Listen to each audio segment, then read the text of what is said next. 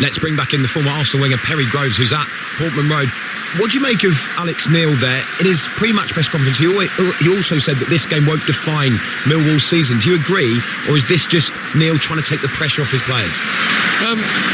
It won't define their season, and the managers have to take pressure off the players. But I don't agree when he says I'm not bothered about second, or I don't look at second, because the position that Millwall are in, there's no way that the Millwall fans would have thought that they had any chance of going up, automatically. And they had the big defeat against Blackburn, when it could have still stayed in their hands, where they were Jorgensen, basically, where, things were going quite well, and Jorgensen gets like a brace, and Blackburn win that game, which was huge for them, obviously being at the bottom of the Championship. I don't think anybody saw that hope coming, so he'll just be hoping that they bounce back today and get back to the levels that they have been. And away from home, they're very, very good. They've won the last 4 away in the Championship. Big wins at Hull, Preston, Sheffield Wednesday and Wrexham. And then if you look at, they've won 5 last 6 as well. They've lost at Coventry but beat Watford. So this is a team that knows their job and knows how to set themselves up away from home, and they stay in the game. That's exactly what they do. You have to remember as well, Ollie, that we talk about Kieran McKenna doing consecutive promotions with Ipswich from League One to the Championship to Premier League. Alex Neil has been promoted from the Championship to the Premier League with Norwich, and he's been promoted from League One to the Championship. He's got form as well when it comes to promotion, so he knows what it's all about. I'm really intrigued. This game is a fascinating matchup. It really is. Gentlemen, thank you very much indeed. Remember, there's plenty of live football coming your way this weekend on the Talksport network. Following us, another key game in the playoff race as Wrexham try to break back into the top 6. They go to Bramall Lane to take on Sheffield United. Over on Talksport, Adrian Durham will take you round the grounds with all of the goals as they go in from across the Premier League and the EFL. Then here on Talksport 2, the third of our Championship triple header as league leaders Coventry go to Swansea. Leeds against Brentford in the Premier League is live on Talksport from 8 o'clock. A feast of football. Right here though, it does not get bigger for Ipswich and Millwall. One of these two sides could end the day in the top 2. A win could be a springboard for success. Crucial points in the push for promotion. This is the business end of the season, just how we like it in the Championship on Talksport 2, and Portman Road is ready. Let's join your commentary team. The former Arsenal winger Perry Groves alongside your match commentator Mike Shaw. And the combined message from both Ipswich and Millwall today is watch out Middlesbrough, because one of these two, as you say, Ollie, could be second in the table come the end of the day if Middlesbrough drop points at Blackburn. As we've mentioned already, blue skies above Suffolk. The sun is out. There's only a small portion of the pitch just in front of the Sir Alf Ramsey stand away to our right, which is covered in shade in line with the edge of the penalty area. The rest of it is ablazing with sunshine, and both sets of players are in huddles inside their halves. Millwall in the right half, Ipswich in the left. Ipswich going to play in their traditional blue shirts, white shorts and blue socks. Millwall in a creamy away strip. It's not quite brilliant white, but it's got a trim, and they are going to get this game underway. Ipswich have Walton in goal, Furlong, O'Shea, Greaves and Johnson at the back, Matasiwa and Neil in central midfield, McAteer, Mehmeti and Clark behind Azon. Millwall, Patterson in goal, Taylor, Kramer, Cooper and Sturge at the back, Cundle and Mitchell in midfield, Aziz, Negley and Langstaff behind Coburn. And Millwall get this game underway, attacking the end away to our left, which is the Sir Bobby Robson stand in their cream-coloured kit. Ipswich defending that end in this first half. Perry Groves. I was a bit disappointed with the huddles there, because neither team respected the ball, did they, Mike? No, both stayed in their own halves. Where was the referee? Exactly, yeah, he was just at the edge of the D. Millwall just kicking off, launching the ball. I think it was Cooper who just smashed the ball into the left-back area of Ipswich Town. They just regained possession.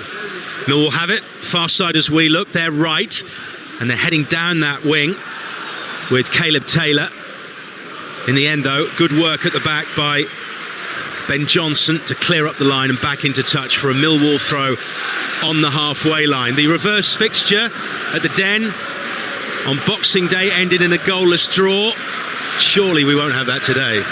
No, both teams will want to try and win the game, Mike. And you said about the goalless draw on Boxing Day. It's the last time Ipswich had a 2-0 draws against the same opponent in the season was against Oxford in 2020-21 in League One. So no 0-0 today. That's the commentator's curse. And Ipswich don't concede many goals here either. Only 2 teams have scored 2 or more goals this season. Only 1 team has won here, and that was Charlton back in October. O'Shea, the Ipswich captain, hits it long down centre field, away to our right, and it bounces all the way through to his Millwall counterpart, Anthony Patterson, on loan from Sunderland, promoted to the Premier League last season with Sunderland. We've got head coaches, managers and players who have experience of promotion, as Mehmeti has it for Ipswich, deep inside the Millwall half, right wing, McAteer with the cross, takes a deflection and lands at the feet of Jake Cooper, and eventually via Billy Mitchell Millwall can move it up towards the halfway line, though Ipswich have it back. Furlong, Mehmeti, neither team really able to get a foot on the ball at the moment. It's all rather frenetic and chaotic.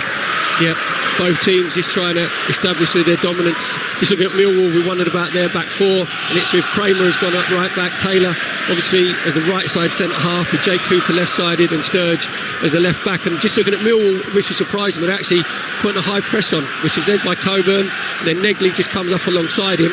The Ipswich have played through the press really well. Clark through the centre circle inside the Millwall half has spread it to the far side. The Ipswich left, it's with Johnson to the corner of the penalty area, cuts the cross towards the back post. Coming in was Casey McAteer, but it was just too far ahead of the Irishman. Really good play from Jack Clark, just coming into the 10 position. Grayley will ball the outside of his right foot, release Ben Johnson on that left-hand side, got a really good cross in. Unfortunately for Ipswich, Azon had actually gone to the near post. As it flashed across the 6-yard box, there's nobody standing between the posts. You said, obviously it's McAteer, has to make sure he makes the second centre forward. If he does, he gets a tap in. Ball has gone out of touch on this near side for an Ipswich Town throw-in. Both managers, Alex Neil and Kieran McKenna, at the edge of their technical areas. Neil in a tracksuit and trainers. McKenna more casual, smart, in a navy jacket. McKenna to the right of the halfway line. Neil to the left. And Neil has form against Ipswich. I mentioned there that he got promotion with Norwich. They beat Ipswich in the playoff semi-finals back in 2015. Here come Ipswich, Azon to the D. Ball is played away straight back to the Spaniard. Left edge of the penalty area. Mehmeti at the angle, trying to find some room to get a cross in. Clark is with him on that far side for Ipswich. Drives it in low.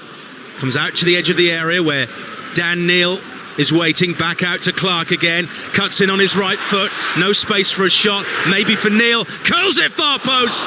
On the stretch is Patterson, the ball has gone wide. Really good play from Jack Clark, who's really lively in this first 5 minutes. Just picking Walk in that inside left position, having a little roll over with the sole of his boot on top of the ball. I thought maybe he should have got his shot away a little bit earlier. Decides to just roll it to the 18-yard box to Neil. Neil gets it out of his feet with his right foot. He tries to bend it inside Patterson's left-hand post. Probably just goes about a yard wide, but Ipswich just started the game very lively, especially in possession, where they're moving it nice and quickly, all 1 and 2 touch down their left-hand side. The shot from a player on loan from Sunderland against a goalkeeper on loan from Sunderland. Teammates at their parent clubs. Is that a Makamoff?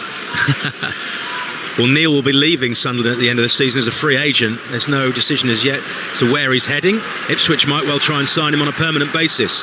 In the meantime, Millwall have possession down the left, away to our left on this near side, into the penalty area, driven across, and it needed Christian Walton to parry it away at the near post. It was a fierce delivery from Camille Negley. There's a championship at its best, just like a basketball game, which had one chance at the Millwall's end. All of a sudden the ball's transmitted right to the far rim within 2 passes. Really good link-up play from Langstaff and Negley. Langstaff just releasing Negley, getting onto his left foot, trying to hit it through Walton at his near post. Good save from the Ipswich Town goalkeeper. Corner for Millwall on their right-hand side, which Femi Aziz takes right to the edge of the 6-yard area, curling it in. It's back out to this near side to Aziz again. Right-footed, drifts it in this time, headed out by O'Shea to the edge of the area. Clark then nods it on. Ipswich can counter here. Neil's got it down centre field. Several blue shirts. It's 4 against 3 here. Neil towards the right. It's a wasteful ball because Negley's going to pick it up, and Ipswich did not make use of the possession. Yeah, it's just really poor play there from Dan Neil. He said there was a 4v3. He should just kept carrying the ball a bit further. He had another 10-15 yards. Just tried to roll it out to Negley on this right-hand side. Didn't put enough purchase on his pass. Millwall unable to get their bodies back, but Ipswich recycled possession on the left. With Johnson, edge of the area, cuts it in. Space for Mehmeti at the dead ball line. He cuts it back towards Azon. I don't know whether it struck the Ipswich player. It did. He's claiming it hit his opponent, Jake Cooper, but the referee, Michael Salisbury, has given a throw-in in the right-back position for Millwall. It's been a brisk 7 minutes. It's Ipswich 0, Millwall 0. Yeah, it's Ben Johnson has a stomp down that left-hand side again, gets himself to the byline, just tries to whip it into the near post. Really good defending from Taylor at the near post, just got the interception. They said there it's got a good flow about the game. Both teams have come out really positive intent, and I say Millwall have surprised us, Mike, because they've actually, when Ipswich are taking goal kicks, they're actually trying to put on the high press, and what happens is Langstaff just goes man-to-man with Matasiwa to stop him getting the Ipswich passing movements going. So the game's got a real good ebb and flow about it at the minute. Talksport 2 live at Portman Road in the first of a triple header in the Championship today. Sheffield United, Wrexham and Swansea Coventry to come, and we'll keep you abreast of what's happening as well at Ewood Park, where Blackburn Middlesbrough is underway. We'll get an update from Chris Hull shortly. In the meantime, Ipswich trying to progress down the far side there. Left, Jack Clark is hauled down. Ipswich get a free kick right on the line on the far side of the field in the bright sunshine. Like, you look at players, you know, how they can influence game. Just looking at Jack Clark, just readjusting his, is it an Alice band? Is that what we call it now? Headband, whatever. But he's got so much energy. He's everywhere. He's playing obviously on the left of a free, so him and Mehmeti are, you know, very fluid. But every time he gets the ball, you can feel a sense of anticipation from the Ipswich fans. You know, when someone gets you on their edge of the feet that something's going to happen. That's what he brings to Ipswich Town, Jack Clark.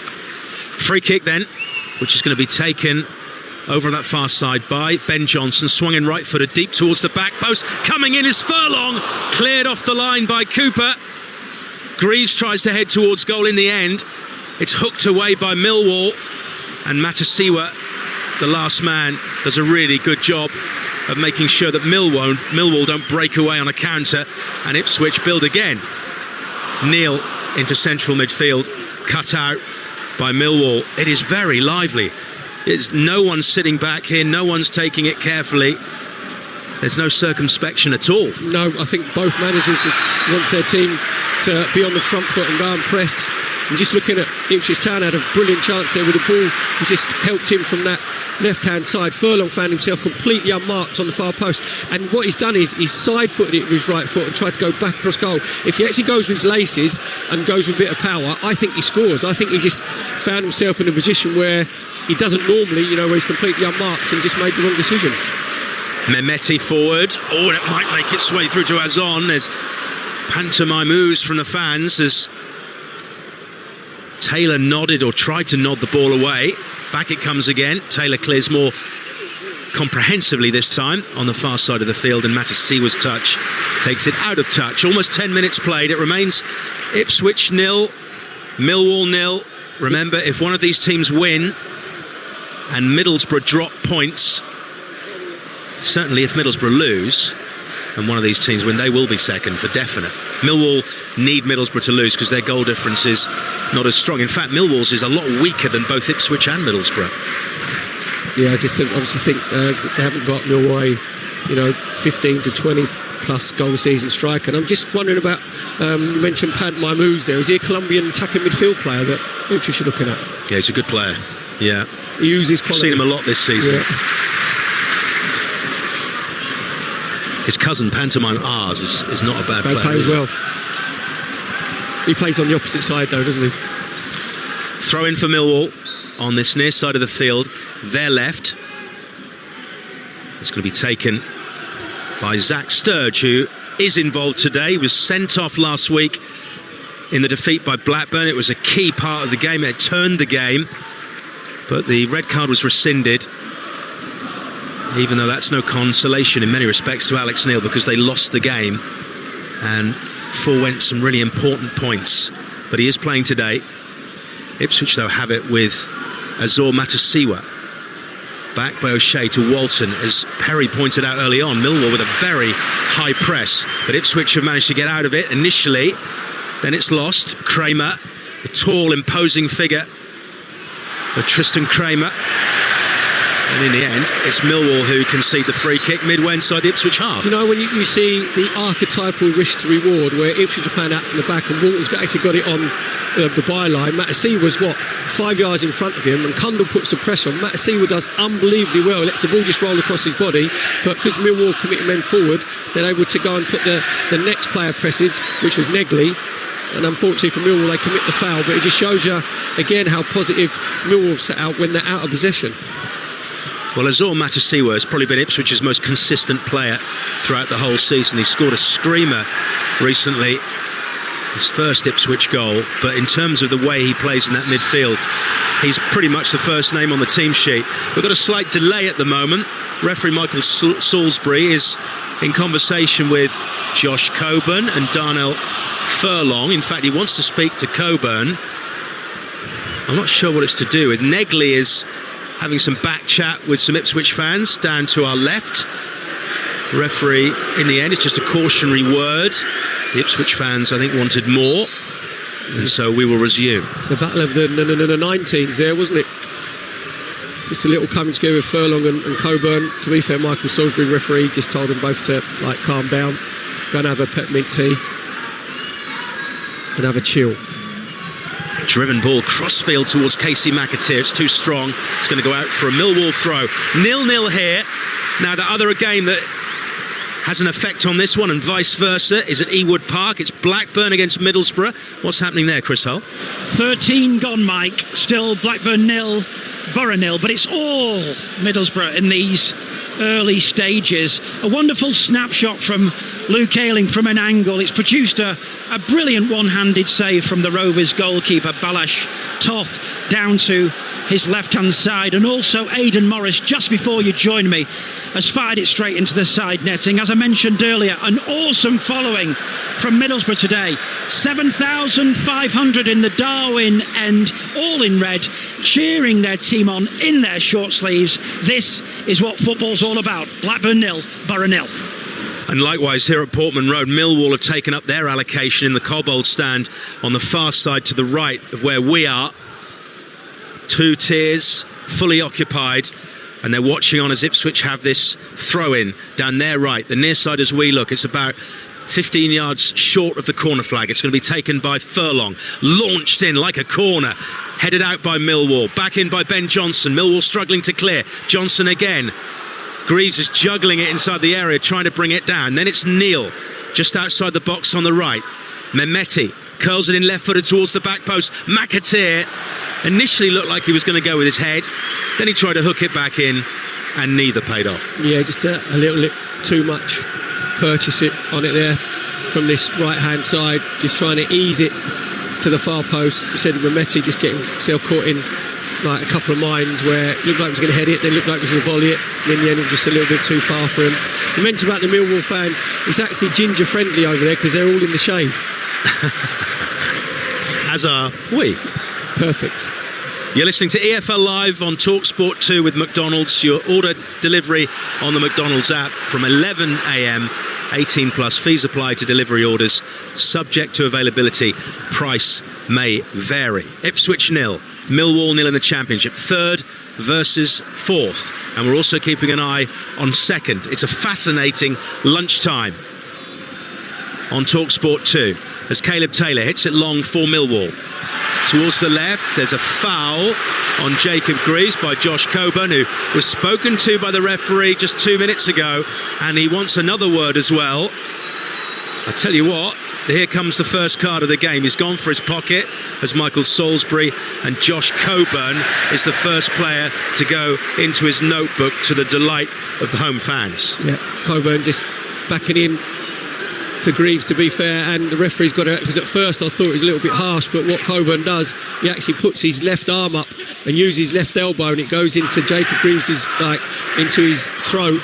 So the referee, Michael Salisbury, is 100% right there, because Coburn had no intention of playing the ball. You can't if you're going to use your arms, you use them for leverage. When you jump, you can't just lead with your arm. Said catches Greaves round the windpipe, and Michael Salisbury gives out the first yellow card. Ipswich have it with Greaves inside his own half. Clark with a deft touch forward, looking for Mehmeti. Sturge will see it back to Patterson in the Millwall goal. 16 minutes on the clock. It's been a lively start, but we've yet to have a clear-cut chance, although we might do now. Coburn down the middle up against O'Shea. Left-footed shot from the D. O'Shea stood his ground really well to block the effort. And to be fair, Coburn wasn't really set with that shot anyway. Yeah, to be fair, O'Shea got his teammate Greaves out a lot of trouble there, because Greaves, I think, is just a little bit discombobulated for the incident earlier, and let the ball drop over his head. It come to Josh Coburn, got it onto his left foot on the edge of the D. O'Shea just went and closed him down. I think Coburn should be actually checking back inside him, because O'Shea committed himself, but really good defending from the Ipswich captain, throwing for Millwall on their left. Taken by Sturge, flicked on by Cooper, and again by Kramer. It's head tennis inside the Ipswich penalty area. Eventually it's down at feet, and it'll be picked up by the Ipswich captain, Dara O'Shea, who spreads it really nicely to the left inside the Millwall half. Ipswich piling forward in numbers. Clark skips one challenge to the edge of the box, gets it back from Mehmeti onto his right foot. He can't get the shot away because there are just too many Millwall bodies there. He'll have to recycle it to the corner of the penalty area. Far side as we look. Johnson now, driven shot, takes the deflection. Oh, it's been fumbled by Patterson. Saved by Sturge, who clears. Yeah, really slack goalkeeper by Patterson. Looked like it was a bar of soap. There's a shot come in from Johnson, took a slight deflection, but Patterson should be saving it down to his left-hand side, let it go into his midriff, then just spills it completely. And to be fair, Sturge came in from the left-back position from Millwall, read the situation, cleared his lines, got his goalkeeper out of trouble. O'Shea back to Dan Neal, and then Furlong hooks it up towards Azon.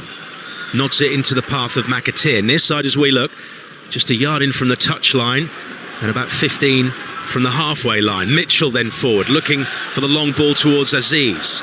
Ipswich snuff it out again. Neal forward for them. Mehmeti turns midway inside the Millwall half, down centre field. Anis Mehmeti trying to manoeuvre for a shot. He's trickling his way through, goes down under a challenge. Nobody appealed for a penalty. Mehmeti gets to his feet. Now McAteer from the right cuts it back, hooked away by a Millwall defender. Still not clear. Neal with the volley. Oh, what a save! What a fantastic save by Anthony Patterson to deny Ivan Azon. The initial volley was from Neal. It got blocked by a defender. It fell to Azon, who was no more than about 8 yards out, and Anthony Patterson made a quite outstanding save. Well, that is one of the saves of the season. As the first shot gets blocked, it just sits up in the air, and from 8 yards, Azon gets a brilliant volley, keeps his knee over the top of the ball. He thinks it's going to go in the top corner. Patterson, with a massive right palm, just springs to his right-hand side, tips it over the crossbar. Corner for Ipswich over on their left-hand side. Which will be taken by Jack Clark, a right-footed in-swinger. Two Ipswich players are hanging in the D. Johnson and Neal, in it goes, deep towards the back post, unmarked is Greaves, punched away by the goalkeeper. Desperation on the part of Millwall, who eventually hook it clear through Langstaff, but that's the second time that Millwall have not picked up a player at the back post. Yep, first time it was Furlong who should have got his volley away. This time it was Greaves just coming round with his false nose and glasses at the far post. And what he should be doing is he's done the right thing trying to head it back across 6 yard box, but he should actually head it and loop it to the far post. He's actually tried to head it downwards, and that enabled Millwall to react and clear the danger.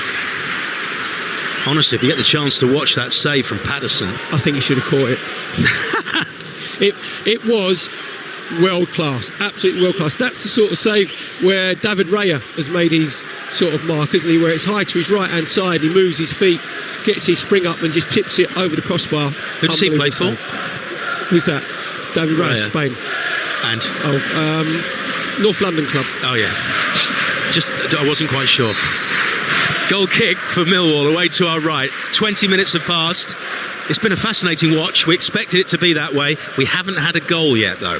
And there's not been a goal at Blackburn either. Blackburn Middlesbrough which we'll get an update from shortly from Chris Hull. Do you want my name stat of the day? Go on. Blackburn Middlesbrough. Middlesbrough won this exact fixture last season 2-0 in April 2025. Not won consecutive league games at Ewood Park since the 1980s. They won 3 between 1986 and 1989, and now your life is complete. Absolutely. I can move on to the next chapter. Cleared away by Patterson, who's just made that wonderful save. The best chance of the game so far for Ivan Azon. McAteer gets in a bit of a mess with Sturge. Millwall win out on this occasion. It's gone back to the Millwall captain, Jake Cooper, who's twisting into the corner but gets the ball away. Into his 10th year as a Millwall player now, Jake Cooper. Mel Cooper elected not to place back to Patterson and just go up the left-hand touchline. Millwall were able to recycle the ball, and then they switch it to the right-hand side. Where Aziz is beaten to it by Ben Johnson, and Walton, left-footed, hits it high towards the halfway line. Azon manages to shrug off a player who's far taller than he is. You mentioned it before the game. Azon's work rate is phenomenal for Ipswich up front. Yeah, what he does, he tries to link up play, he comes short, he tries to spin in behind. The only thing that probably Hurst offers more than Azon is Hurst can actually back in and hold the ball up, which enables the likes of Metty, Clark and McAteer to get themselves into the game. But I've actually, Ipswich have had obviously the better chances, and Patterson's been the busier goalkeeper, but I've actually been surprised at the way that Millwall have approached it, because when Ipswich are in possession, Planet Fact said they're putting the high press on, they're just trying to get bodies round the ball, and every time they're in possession they look forward. Here come Millwall. Kramer, he's going to drive a shot in, but he's pulled it wide of the far post from the right edge of the penalty area. Tristan Kramer, he has scored 3 goals in the league this season, the Frenchman, but that one was way off the target. It was the right idea from Kramer, actually, just coming in from that right back position, getting into the right hand side of the 18-yard box. Maybe he could have gone another 2 or 3 yards further forward before he got his shot away, but he just tried to put his laces through it and then just snap up the ball. Didn't even trouble Walton Ipswich Town's goal. Matasiwa barely puts a foot wrong. Neil, his central midfield partner, just loses out to Billy Mitchell of Millwall. Played into the sass, a good ball into Aziz in the centre circle, onto Coburn, midway inside the Ipswich half towards the far side, cut back in. Kramer was wanting to get there, but Johnson was there first. That's a brilliant ball from Billy Mitchell deep inside his own half. Aziz comes in from that right hand side into the centre circle, and Aziz Mitchell just pings it into Aziz, then releases Coburn on that right hand side. Again, he's 1v1 with Greaves. What you want to do is, they're the perfect positions when you're a forward. You want your opposite centre half coming out of his comfort zone, and Coburn just tries to flick it back inside to Taylor, and in the end goes out for throw, which Millwall give away. Matasiwa again, excellent in midfield, forward to Mehmeti, just shy of the halfway line. Then Clark, with the outside of his right boot, plays it to Azon, but the Spaniard was a good 3 or 4 yards offside. That gives us an opportunity now to get an update from Ewood Park. We're just past the midway point here, where it's still Ipswich 0, Millwall 0. How's it panning out up in the northwest? Blackburn Middlesbrough, Chris Hull. 24 gone here, Blackburn 0, Middlesbrough 0, Mike, and it's still Borough who are completely on top. 60-40 in terms of possession stats in favour of the visitors. Great chances from Morris and also Ayling. Rovers yet to have a shot, but still Blackburn 0, Middlesbrough 0. And of course we talk about the top part of the table, with this affecting Borough, Ipswich and Millwall. What about Blackburn? They started the day just 3 points above the relegation zone. It's as crucial for them as it is for Borough, but for very different reasons. It's going to be a free kick for Millwall as we get a moment's respite, and we haven't had many moments of respite. You know what, sometimes obviously we're privileged to do this job, aren't we, Mike, where we come and just give our opinion on games, and sometimes it's 0-0 and you think, oh, this is a little bit dull, a little bit boring, we've got to try and liven this one a bit. You couldn't be further from the truth. This first 25 minutes has been absolutely fantastic. So it's been a real sort of tempo about the game, both teams going to win the game, because they realise obviously how much it means to them. Obviously with Ipswich in third and Millwall in second place, and both going for that automatic promotion spot. It's going to be a Millwall throw-in on this near side after Jack Clark's crossfield ball was too strong for Casey McAteer, and Zach Sturge plays it back to his captain Cooper into space for Mitchell. Back to Sturge again. Several of the substitutes, both Millwall and Ipswich, warming up in front of us as the clearance from Patterson goes straight to the feet of Neil, but Millwall managed to clear it away. Kramer skips the challenge, but who's there to tidy up? But Ben Johnson, who's had a good start to this game. And it goes all the way back to Walton, and a bit like Patterson, he doesn't clear very well either. Aziz, just outside the area, going for the curler, the Arjen Robben type curler, but very un-Arjen Robben-like in the finish. Yeah, just got underneath it when it came to Aziz on that right-hand side, gets it onto his left foot, so he's trying to bend it in Walton's top right-hand corner. Just looking at both goalkeepers there, they look like they borrowed Fraser Forster's boots there, like the Herman Munster, didn't they? Because both of them, when the ball come back to them, didn't get a clean strike with it. It's happened 3 times for Patterson in the Millwall goal where he hasn't got a clean contact and he snapped the ball into the middle of midfield. But he has made an outstanding save to keep the score at 0-0. Neil for Ipswich in central midfield to his captain O'Shea. Now Furlong on the halfway line, right side, that's nearest to us. Alex Neil is issuing some instructions, screaming at his players. Whether they can hear him or not is another thing. Down the far side this time, Neil has switched flanks. In it goes to Clark on the halfway line. He turns, he's like a slalom skier, is Jack Clark. Twists and turns his way through defences. Stumbles this time, but still manages to keep the ball in Ipswich's possession. And now it's with Matasiwa in centre field. Forward to Mehmeti, 35 yards out. Towards the right now. Near side as we look. McAteer bearing down on Sturge. McAteer drives it. It hits that Sturge. It's an Ipswich corner. Yeah, good build-up play from Ipswich. They do it really well where Matasiwa drops a little bit deep. Neil plays just a little bit further in front. Jack Clark comes in off that left-hand side. Comes out to Furlong on this right-hand side. Then we've rolled it out to McAteer. Tries to go on the outside of Sturge. Sturge actually defends really well. Gets a really good blocking with his left foot. Corner for Ipswich on their right-hand side. Which Ben Johnson has come across to take. Most of the players are between the 6-yard area and the penalty spot. Jacob Greaves and Darragh O'Shea are manoeuvring for position. Johnson takes a look. What's the best option? He's got his arms outstretched as if to say, I don't know where to play this. So he goes short, flicked on by O'Shea and then volleyed by Azon. It looked like it struck a Millwall player, but it's been given as a Millwall goal kick. I'm not sure what Jake Cooper is complaining to the assistant on this near side about, but they've got possession of the ball. Yeah, but as it comes into near post, Greaves just tries to flick it the outside of his right foot, and then it comes to Azon. He tries to help it over his shoulder and he just smacks it against Greaves and goes off for a goal kick.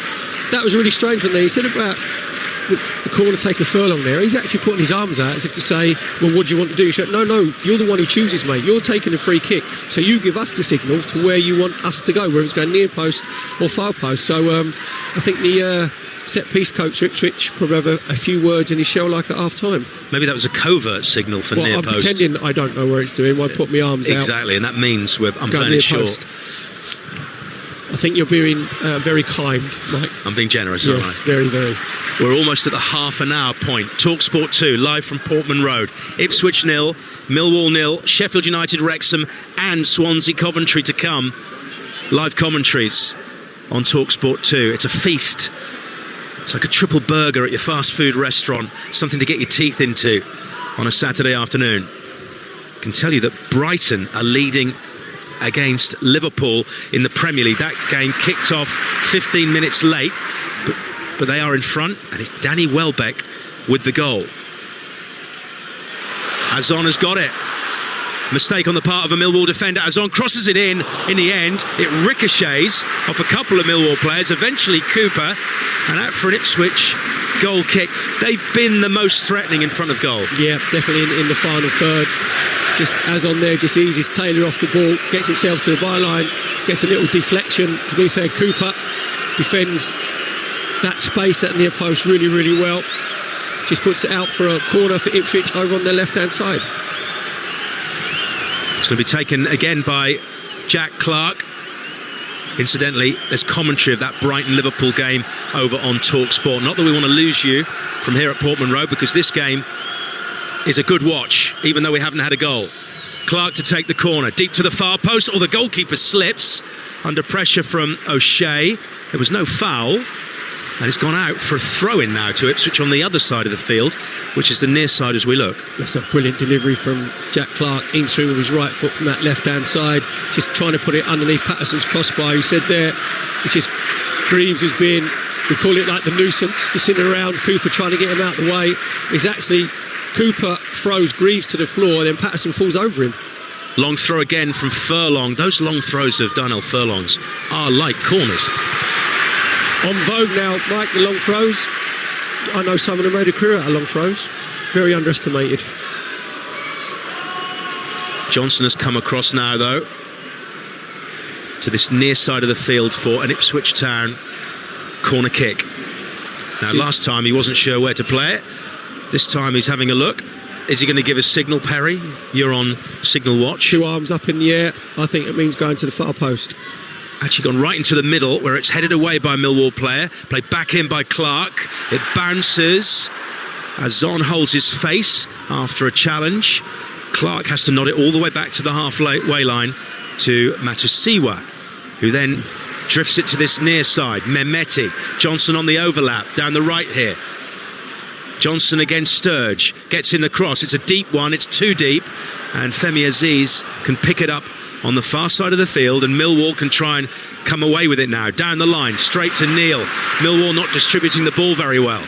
Neil steps in field, tries to slide it into the penalty area towards Mehmeti. Ipswich will get another chance with Matasiwa. A few cries of shoot after his recent goal for Matasiwa, but that was nearly 40 yards out. Yeah, just looking at Millwall, they just got a little bit sloppy. Ipswich are putting the pressure on. Matasiwa and Neil was trying to get a grip in that midfield area. So we said about Matasiwa dropping a little bit deeper, with Langstaff going virtually man for man. But what Ipswich do really well is they give Dan Neil the freedom to go and play about 10 yards in front of him, exactly what they've done there, just to obviously play through the lines. So it's actually Matasiwa they're trying to stop from playing, but because he's so good with the ball, and then he gets it to Dan Neil, and Dan Neil ends up being unmarked. He's super efficient with the ball, is Azor Matasiwa. Greaves for Ipswich. Time to look up, but his pass is actually a wayward one, which Mitchell collects. Then Aziz, is he fouled by Johnson? No, he gets to his feet again. And midway inside the Ipswich half, Millwall have it. Far side as we look. Kramer, just in from the touchline. Back to Aziz. Lifts it in left-footed, but it's too close to Walton. The towering figure of Christian Walton. Worth pointing out that there is another game in the Championship taking place this lunchtime, involving two teams who are trying to get in the playoff picture. Derby 0, Birmingham 0, and that's also the case here at Portman Road and at Ewood Park. No goals in the 3 lunchtime Championship games. The only goal to tell you about is in the Premier League, where Danny Welbeck has given Brighton the lead in a delayed kick-off against Liverpool. Perry Groves is alongside me. Well, I think Arne Slot in that Brighton-Liverpool game will be really disappointed, because his team had to play at 12:30 and all the other teams didn't. I think Danny Welbeck has served double figures for him this season in the Premier League. I thought he might have been an outside shout to go to the World Cup, but if you're not getting in Thomas Tuchel's 35, then basically you ain't going. Greaves forward to Neil. Just over 10 minutes left of the first half. Still goalless here. We'll get an update from Blackburn shortly. Just look at Millwall's high press again. They're leaving 4v4, so if Walton can play a little bit, you can hear the crowd actually saying to Walton, the goalkeeper, go early a little bit quicker, because you're 4v4 and all we've got to do is win the knockdown. Good collection by Mehmeti on the right here. He gets away from Sturge, heading towards the penalty area. Support on the corner from McAteer. Steps inside. Square for Neil, 30 yards out. Fairly central. Now Clark, who immediately likes to take on the player in front of him. Furlong. Back to Matasiwa. Into Neil. It's very cautious. Patient stuff from Ipswich. Attacking the goal away to the right with 10 minutes left of the first half. Now it's Johnson. It's almost down at walking pace. Well, Millwall have sort of gone into a back 5 now, because on that right-hand side, Aziz is dropping back into like a right wing-back position. Clark threads it to the right side of the penalty area. McAteer Bearing down on Sturge, McAteer gets the cross in, Cooper puts it out. It's yet another Ipswich corner. Yeah, come out to McAteer on this right-hand side. I think as the ball's just rolled to him, he should be crossing it first time and just whipping it in between the penalty spot and the 6-yard box, but he decides to take a touch, goes on the outside of Sturge, and then it's Cooper at the near post again, just filling that gap, making sure the ball doesn't get whipped across the 6-yard box. Another corner for Ipswich on their right-hand side. And again, it's going to be taken by Johnson. And once more, most of the players huddled between the penalty spot and the 6-yard area. Down goes O'Shea with Cooper. Looked like O'Shea might have been nudged over there. Cooper then fell as well. I don't know whether it was a distraction move, but the referee's going to have a word with the two captains. Nice, Dara O'Shea and Jake Cooper. A little bit of poison there from Cooper. Cooper's all over O'Shea. He's got his shirt. Now, why is it that referees do not punish players? Well, there's one player that is trying to play the ball when it comes in is O'Shea. The other one is Cooper, who has no intention of playing the ball. So why is he not punished? Exactly, because obviously the corner hadn't been taken. So if I was referee, let him take the corner and give the penalty. Here comes the corner eventually. Good header at the near post, a diving header from Ipswich's other fullback, Darnell Furlong, and it goes all the way back into the Ipswich half. Let's get an update then from Ewood Park. Middlesbrough started the day in second. They're away at Blackburn. Chris Hull. 37 gone, Mike. Still Blackburn 0, Middlesbrough 0. Borough still in charge. Chances for Strelec, Brown, Target, Ayling, and also Aidan Morris firing into the side netting. Rovers' only shot coming from Japanese international Marishita just moments ago, but still Blackburn 0, Middlesbrough 0. Ipswich attacking, right edge of the penalty area. McAteer, who's got into some good positions, has won another corner. Yeah, really, really good play from McAteer down this right-hand side. Again, trying to go on the outside of Sturge. Good block at the near post. Ipswich Town's, I think this is going to be their 7th corner of the game. And most of them on this right-hand side, where Furlong, I think the last 3 that he's actually whipped in to near post, Johnson will take it this time.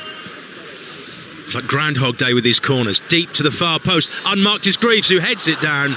But the referee spotted an infringement, and there's going to be a free kick. So no goals as yet in any of the lunchtime kickoffs, which are all approaching half-time. As we heard from Chris Hull, Blackburn 0, Middlesbrough 0, Ipswich 0, Millwall 0 here, and Derby 0, Birmingham 0. Brighton lead 1-0 at home to Liverpool in the Premier League. And in the Women's Super League, Arsenal 2, West Ham 0. They're in the second half of that game. London City 0, Chelsea 1. Manchester United 1, Everton 0. And Manchester City, the current leaders, are 5-1 up at half-time against Tottenham. And Khadija Bunny Shaw has scored a hat-trick, a 13-minute hat-trick. And I think there's something like her 3rd or 4th hat-trick against Tottenham. Yeah, sometimes you get a feeling as a favour and a player against opposition. Here's Kramer for Millwall in the penalty area, away by O'Shea. Headed on by Mehmeti. Good touch from McAteer to clear it for Ipswich. Back it comes again from Cooper. And Johnson, a slightly misguided header, but it does at least stop Millwall from progressing down that far side. 0-0 here. Ipswich have had the better chances. They almost scored had it not been for a worldie of a save from Anthony Patterson. But it's still all square. Millwall holding their own. Yeah, Ipswich have dominated possession. So the first sort of 5-10 minutes was even, but then Ipswich started to get a hold on the game with Matasiwa and Neil in that midfield area. Clark looking really lively on the left-hand side. As you mentioned there, the one clear-cut chance fell to Azon, and it looked like the ball was going to be nestling on top of Patterson's net on the right-hand side, and it was a fantastic save with his big right palm, tipped it over the crossbar.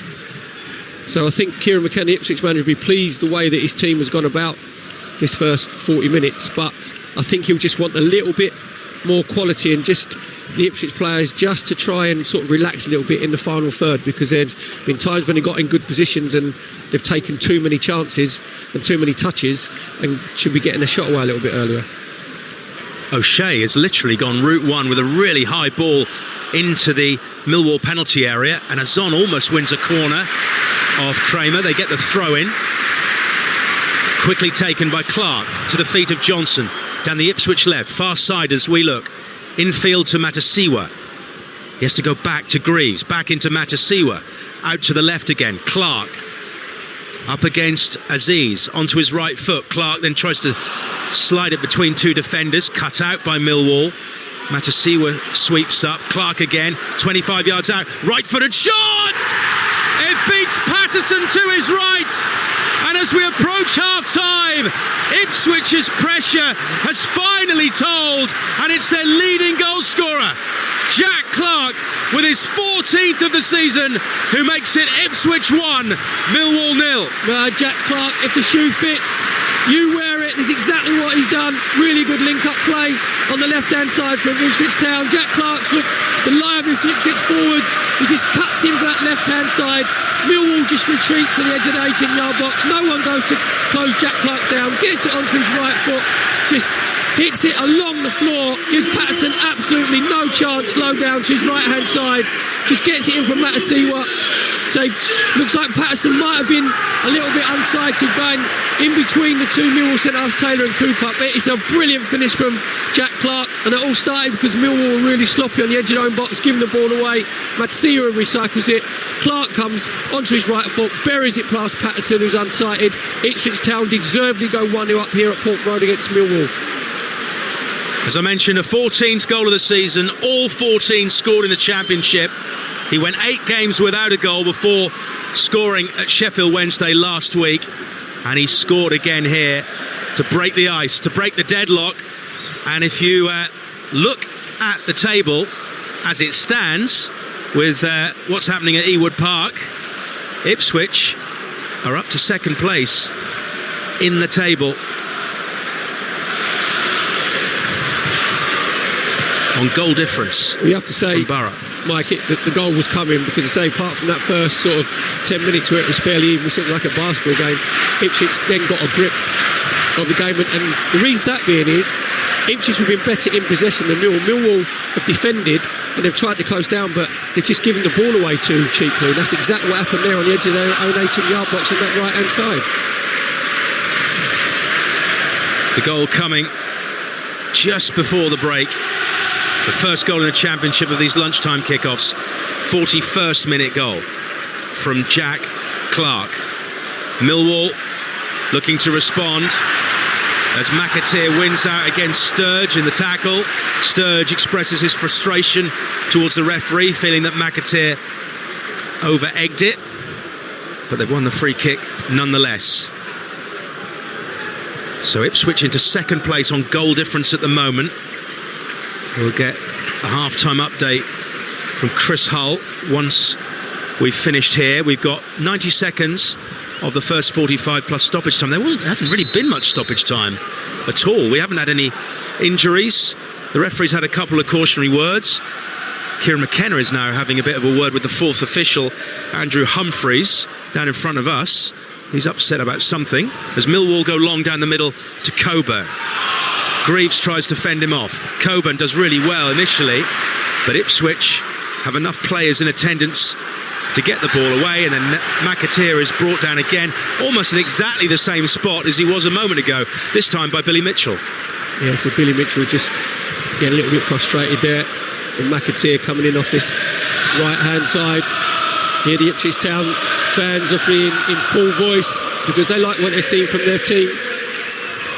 Been very aggressive. They've made sure that when they're in possession that they move the ball very, very quickly. We said about probably showing a little bit more quality in the final third, exactly what Jack Clark did. Obviously when he got his goal at first look, he didn't go in right by the post, and you're looking at Patterson, the Millwall goalkeeper, thinking maybe he could have done better, but I think because there was a plethora of bodies in front of him, he was just unsighted and didn't see it to the last minute. Matasiwa unable to see in the sunshine as the ball drops from upon high, goes out for an Ipswich throw right in front of Kieran McKenna, just to the right of the halfway line. Furlong goes long to Azon.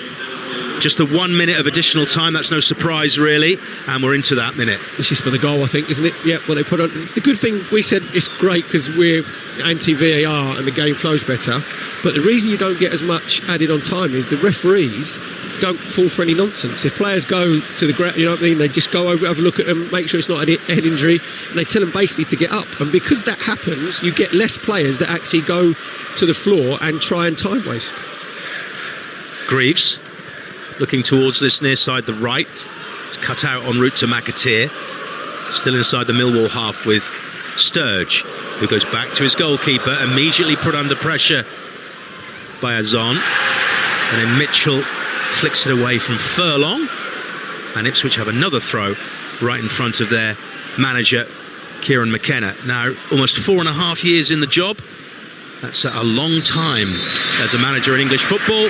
And we've had the minute of added time, and both McKenna and Alex Neil trot towards the tunnel away to our right in the corner of Portman Road.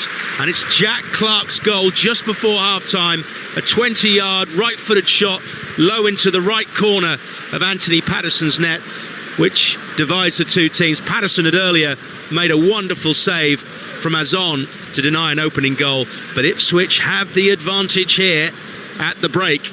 Third against fourth, or now second against fourth in the Championship. Ipswich 1, Millwall 0. Mike Shaw, thank you very much indeed. As it stands then, Ipswich in the top two. That's because they've reached half-time at Ewood Park between Blackburn and Middlesbrough. Let's get an update from Chris Hull. That's right, Ollie. Blackburn 0, Middlesbrough 0. Near 70% possession, chances and momentum, all with the visitors. Borough in total charge. Chances for Strelec and Brown. Matt Targett from the edge of the box. Luke Ayling producing a wonderful save down low to his left-hand side by Rovers keeper Toth. I've got to say, Toth has been fantastic for the home side and kept Rovers in it. Aidan Morris has also fired into the side netting, making the 7,500 travelling Borough fans think it had gone in the back of the net.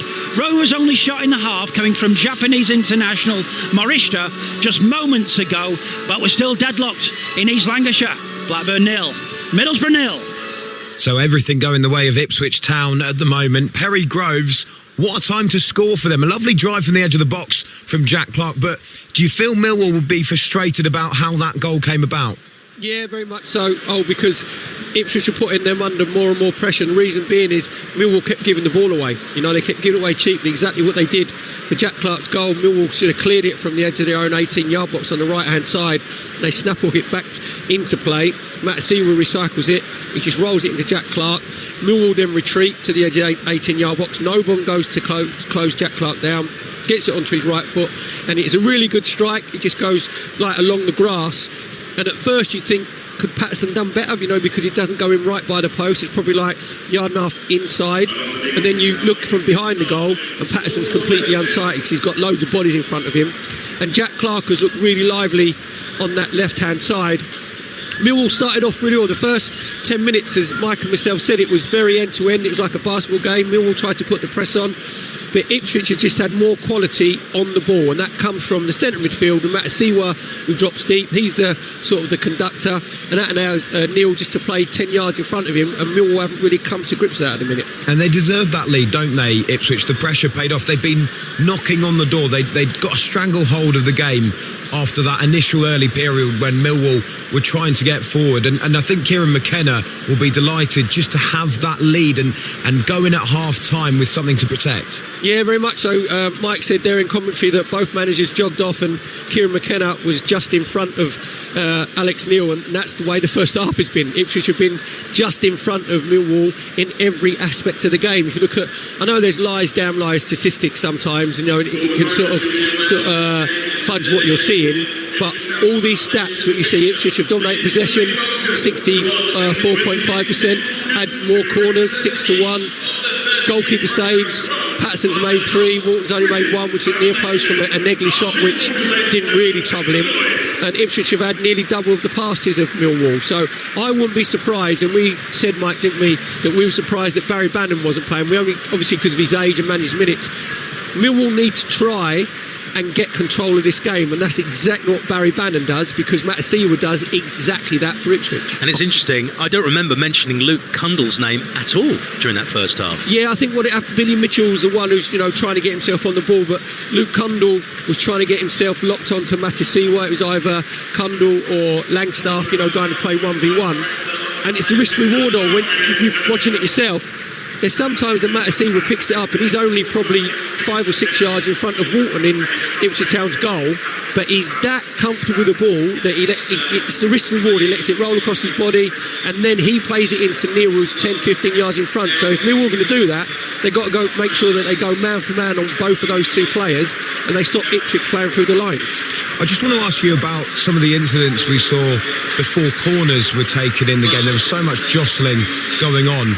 Would you want, Perry, referees to allow the corners to be taken and then let them foul rather than this stop-start nature of it all? Do you know what they should do is, which they normally do with the captains, don't they, when the captains go and see the referees before the game, and the referee just say, by the way, if there's any Greco-Roman wrestling, whichever way it is, whether it's a forward on a defender, I'm going to give the free kick. If it's the other way round, I'm going to give a penalty. And what happened, the incident you're talking about is Jake Cooper, the Millwall captain, had no intention of playing the ball. All he had his arms round Greaves' waist and he was stopping him from trying to spin and get away from him. And what the referee Michael Salisbury should do is he should let the corner come in and go penalty. It's that simple. Then you'll stop all this grappling. It's called a deterrent. A deterrent. A deterrent, yeah. I mean, why not use it? Yeah. Because once you do it, if you do it once, you're not going to do it again. We see it so often in any game. So we see it a lot in Europe. But that was a prime example of it, which clearly he spoke to them about it prior to the corner. But you do feel that, come on, let's have some impact here. Let them take the corner, give the penalty away, and then you can't really grumble if you've got a player who's all over the other player. He had his shirt, he was literally hugging him. It looked like he's trying to swap shirts, didn't it? Those was. Yeah, it can be a frustration for fans, but no frustration for Ipswich Town. They are ahead at Portman Road. They lead Millwall by a goal to nil. Second half commentary comes next here on Talksport 2, and we'll look ahead to our 3 o'clock game as Sheffield United host Wrexham. Every emotion and total devotion. This game on. This is Talksport 2. EFL Live on Talksport 2 with McDonald's. The Big Arch is here to stay at McDonald's with its very own delicious sauce. Available from 11 a.m, subject to availability. Price and participation may vary. It's the last chance to get yourself a ticket for tonight's Lotto draw. It could be you. Lotto from the National Lottery. Rules and procedures apply. Players must be 18 or over. And now your travel news. It's starting to look a bit congested on the A4872 southbound. We're hearing reports people are slowing down to look at the Volkswagen Transporter sales event. Apparently you can get £1,500 off any new Transporter. That's any variant, any trim, and any colour until the 31st of March. Now that's a deal worth queuing for. Such VW Transporter offers. UK retail customers 18 plus. Discount applies to price of all new Transporters ordered by 31st of March and delivered by 30th of June. The moment they walk down the aisle, you want to see it all and feel ready. Our advanced eye test checks both your eyesight and eye health, so you feel confident in life's important moments. It includes a UV protection and dry eye assessment, plus an OCT scan for early detection of conditions like glaucoma. Book your advanced eye test today. Vision Express. Step out with confidence. T&Cs apply. Upgrade your free NHS PRSI medical card eye test for a nominal fee. People are tuning into radio more than ever. Advertise here and get your message heard by up to 6.5 million switched on listeners every week. Email radio@news.co.uk. Need anything from Tesco? Snacks and milk, love. How about discounts on holidays abroad? Don't forget fruit and veg for school. Free nappies for premature babies. And a quiet hour in store to shop in peace. Can I get £2.50 cinema tickets on Tuesdays? We know you need more than just groceries from us. We do all this because every little helps. Need anything from Tesco? Oh yeah, do you mind if I get some... For further information, visit tescoplc.com/need-anything-from-Tesco. With LV, I can get my car insurance from just £299. Just the price I'm after right now. And if I'm hit by an uninsured driver, I won't lose my no-claim discount because insurance is simple when it's me and LV. No wonder we're rated excellent on Trustpilot. Get your quote today at lv.com. 10% of new customers pay £299 or less July to December 2025. Uninsured driver promise is non-fault accident only. Other vehicle and driver details required. LV General Insurance is part of Allianz. When life gives you that Friday feeling, get your restaurant faves in as little as 25 minutes on Deliveroo. Whether it's zesty lemon pepper wings from Wingstop, tasty noodle soup from Pho, or peri salted chips from Nando's. So when you've got that last email sent, the to-do list ticked, we've got dinner sorted. Deliveroo, now just got even better. Geographical restrictions, T's and C's and fees apply. Delivery times vary. See app or web for info. Talksport 2 is your dynamic destination for all the latest sporting action, featuring live commentary of all the biggest events, including football, PGA golf, horse racing, Premiership rugby, cricket, boxing, and all the big-hitting drama of the NFL. Touchdown! Plus, Talksport 2's official betting partner, William Hill, is always on hand with the insight and in-depth analysis you need.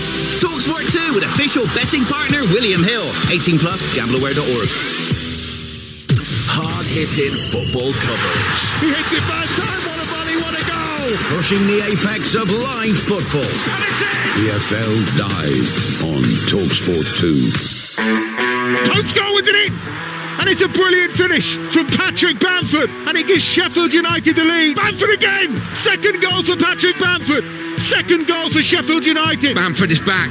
There's no doubt about that. To the back post, headed down and in! And Longman arrives and equalises for Wrexham again. Kiefer Moore for Wrexham. Extraordinary game. It is going to be Windass against Cooper from 12 yards. No mistake made by Josh Windass. It's one of the comebacks of the championship season. 4 goals without reply. It's Wrexham 5, Sheffield United 3. What a game.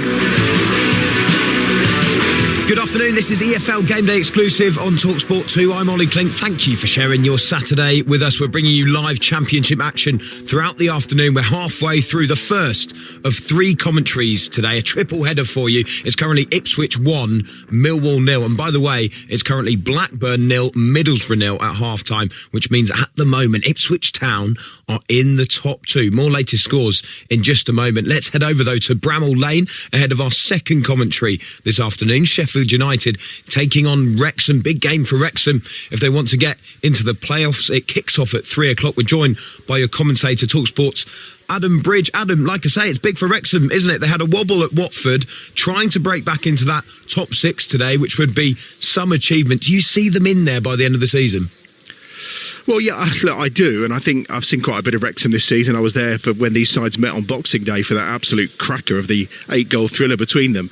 I think it's about consistency for them. You know, the run they've been on has been fantastic. Well, they've won 10 of their last 16 championship games. They've been in terrific form. Yes, they've lost 2 of the last 3, but, you know, the game against Watford the other night, it feels like a bit of an anomaly, and that home defeat against Hull, fairly irregular. They got back to winning ways, of course, against Swansea. But the quality they've got, the depth they've got, and the job that Phil Parkinson's doing, I mean, it would be remarkable if they made it into those playoffs, and I think they can. I think they've got more depth than Southampton have. It's just now it's nerves time, isn't it? Well, we're into the last 8 games of the season. This is where it really matters, and can they turn it on those big occasions, because everyone's going to be like a cup final. As for Sheffield United, it's been a pretty miserable season, especially given that they made the playoff final last time out, but they've steadied the ship under Chris Wilder. How big a test will they be for Wrexham today, especially with their home form? They're fairly inconsistent, aren't they, Sheffield United? That's the problem. I mean, when you look overall, they've won 15 games this season, all under Chris Wilder. Wrexham have only won 16. Yeah, there's a 10 points difference between the two of them. And you take out that wretched start under Ruben Sellers, of course, at the beginning of the campaign, and you have to say most of the pain that's been inflicted on Sheffield United's fans this season has been inflicted by their own board and that decision they made last summer. I mean, it's quite telling the difference in Sheffield United's home form compared to previous seasons. And that's one of the key things for me. I think the last 2 seasons, they've lost a total of 8 over the last 2 seasons at home when they're in the Championship. Already this season, you know, they've lost 7 home games. That's been the big difference. This place is no longer the fortress that it used to be. He's had injury issues. The squad has got great depth to it, but there looks like there's a few fitness issues around midfield. Tyrese Campbell's not quite delivering as well. You never really know what you're going to get from a Sheffield United side. And that, I think, is what Wrexham will try and exploit today. So I think we're in for a decent game, but you just don't know which Sheffield United are going to turn up. Adam, thank you very much indeed. We will check back in with you ahead of that game at 3 o'clock. It will be live here on Talksport 2, Sheffield United against Wrexham. Don't forget, by the way, to swipe across on the app if you want to listen to second half commentary of Brighton against Liverpool. They're approaching half time in that game because the kickoff was delayed. Over here, though, on Talksport 2, Ipswich ahead. Let's hand back over to your commentary team with the teams making their way back out at Portman Road. Millwall with work to do in front of Arsenal winger Perry Grove, former Arsenal winger Perry Grove, alongside Mike Shield. Thank you, Ollie. Welcome back to sunny Portman Road, where the Millwall players are back on the field, and one of their substitutes is about to come on. Mihailo Ivanovic, their joint leading goal scorer, is preparing to enter the fray as Ipswich are applauded back onto the pitch from the tunnel away to our right. Doesn't seem to be any movement from the Ipswich bench, but we'll find out in a moment what the situation is. It looks like Macaulay Langstaff is the player who's going to make way for Ivanovic. Perry, what does that mean for the Millwall attack? Well, I think they probably go two up front, obviously with Ivanovic coming on, with Coburn still on the pitch as well. So we thought that Alex would have to make a change because obviously Millwall were losing control of the game. I actually thought, I've got to be honest, I thought we might see Barry Bannon come on because obviously he's the one who gives you sort of that control and just sort of dictates the tempo from Millwall's point of view. But obviously Alex Neil feels that he needs to go, maybe change the shape into like a 4-4-2 and see if they're just going to go forward a lot quicker. So both teams pretty much set. There's just one of the support staff with a set of bottles who's got to get off the pitch. Kieran McKenna is jogging back to his position. Alex Neil has already sat in the Millwall dugout. So the one change at the start of this second half is Mihailo Ivanovic coming on for Macaulay Langstaff. I'll go through the two teams in full in a moment. Ipswich leading through that Jack Clark goal late in the first half. Our referee is Michael Salisbury, and he's about to blow his whistle to reconvene at Portman Road. And it's Ipswich who get the second half underway. Anis Mehmeti goes back to his captain, Dara O'Shea, and he hits it long down centre field. Ipswich in their customary royal blue shirts, white shorts and blue socks. Millwall in a change strip of all cream, I think, like to say. I don't really know, off-white. You're skirting around beige. You don't want to say beige, do you? No, it's not quite beige, is it? That would be a little bit harsh on Millwall. But the possession is with Ipswich on this near side of the field. They have in goal Walton, Furlong, O'Shea, the captain, Greaves and Johnson in defence. Johnson has just taken the throw-in. Matasiwa and Neal, who've run the midfield.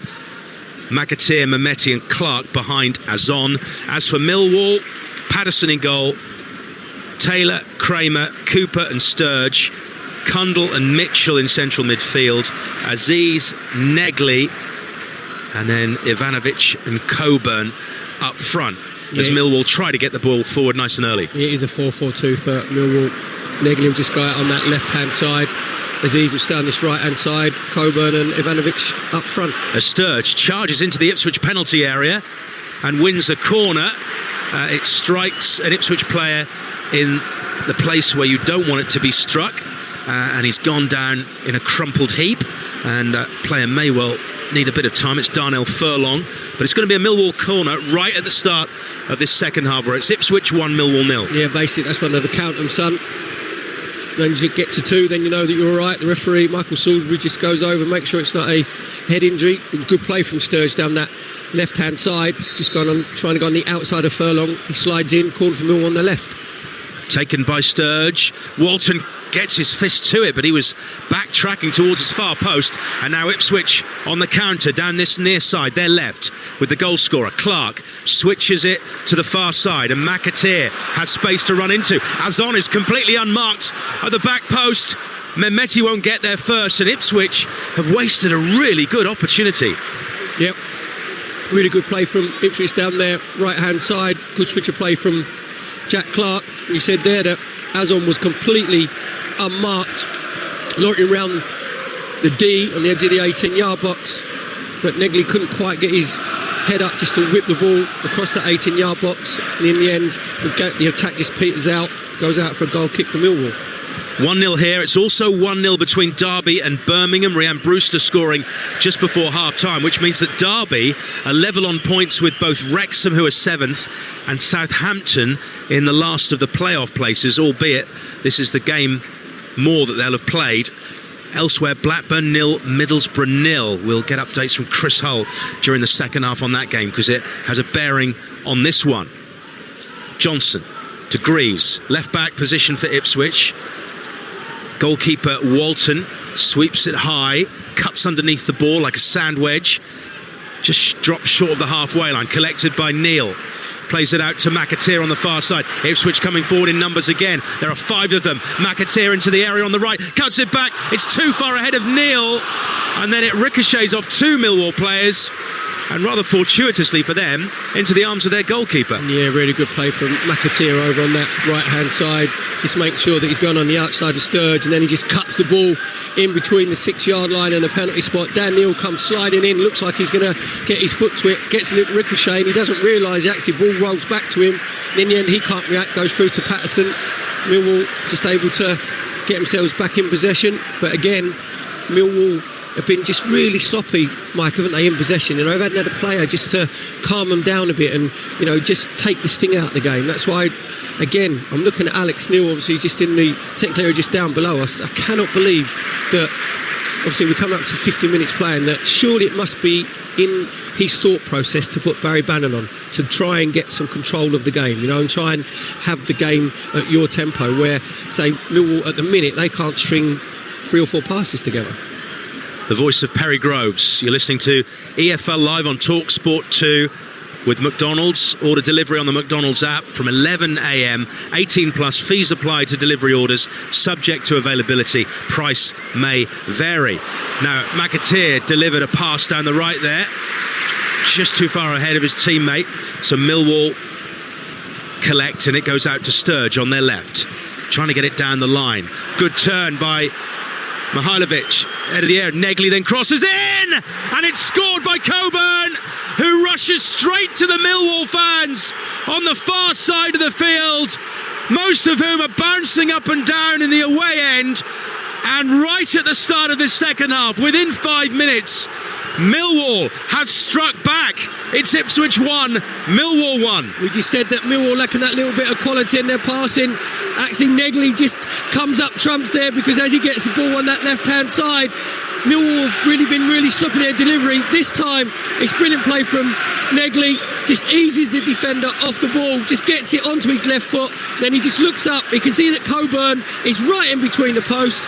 Just gets it onto the 18-yard box, and with his left foot, he puts a brilliant ball in. He actually says, that's on a plate with a knife and fork with it, Mike, because he says, go on, you just finish it off, put it in the back of net.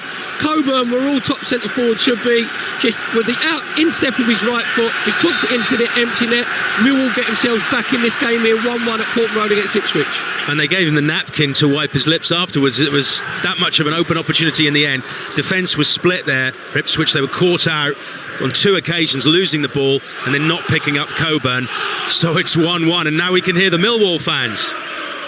Super Millwall ringing out around Portman Road. Oh, it's even more tasty than earlier. Well, to be fair, Alex Neil, the Millwall manager, obviously made his substitutions at half-time and put 2 up front, so that enabled Millwall had 2 centre forwards in the 6-yard box. 1 went near post, 1 went to the middle, and it went to Coburn, who was in the middle of the 6-yard box, and got a simple tap-in. Brilliant ball in from Negley.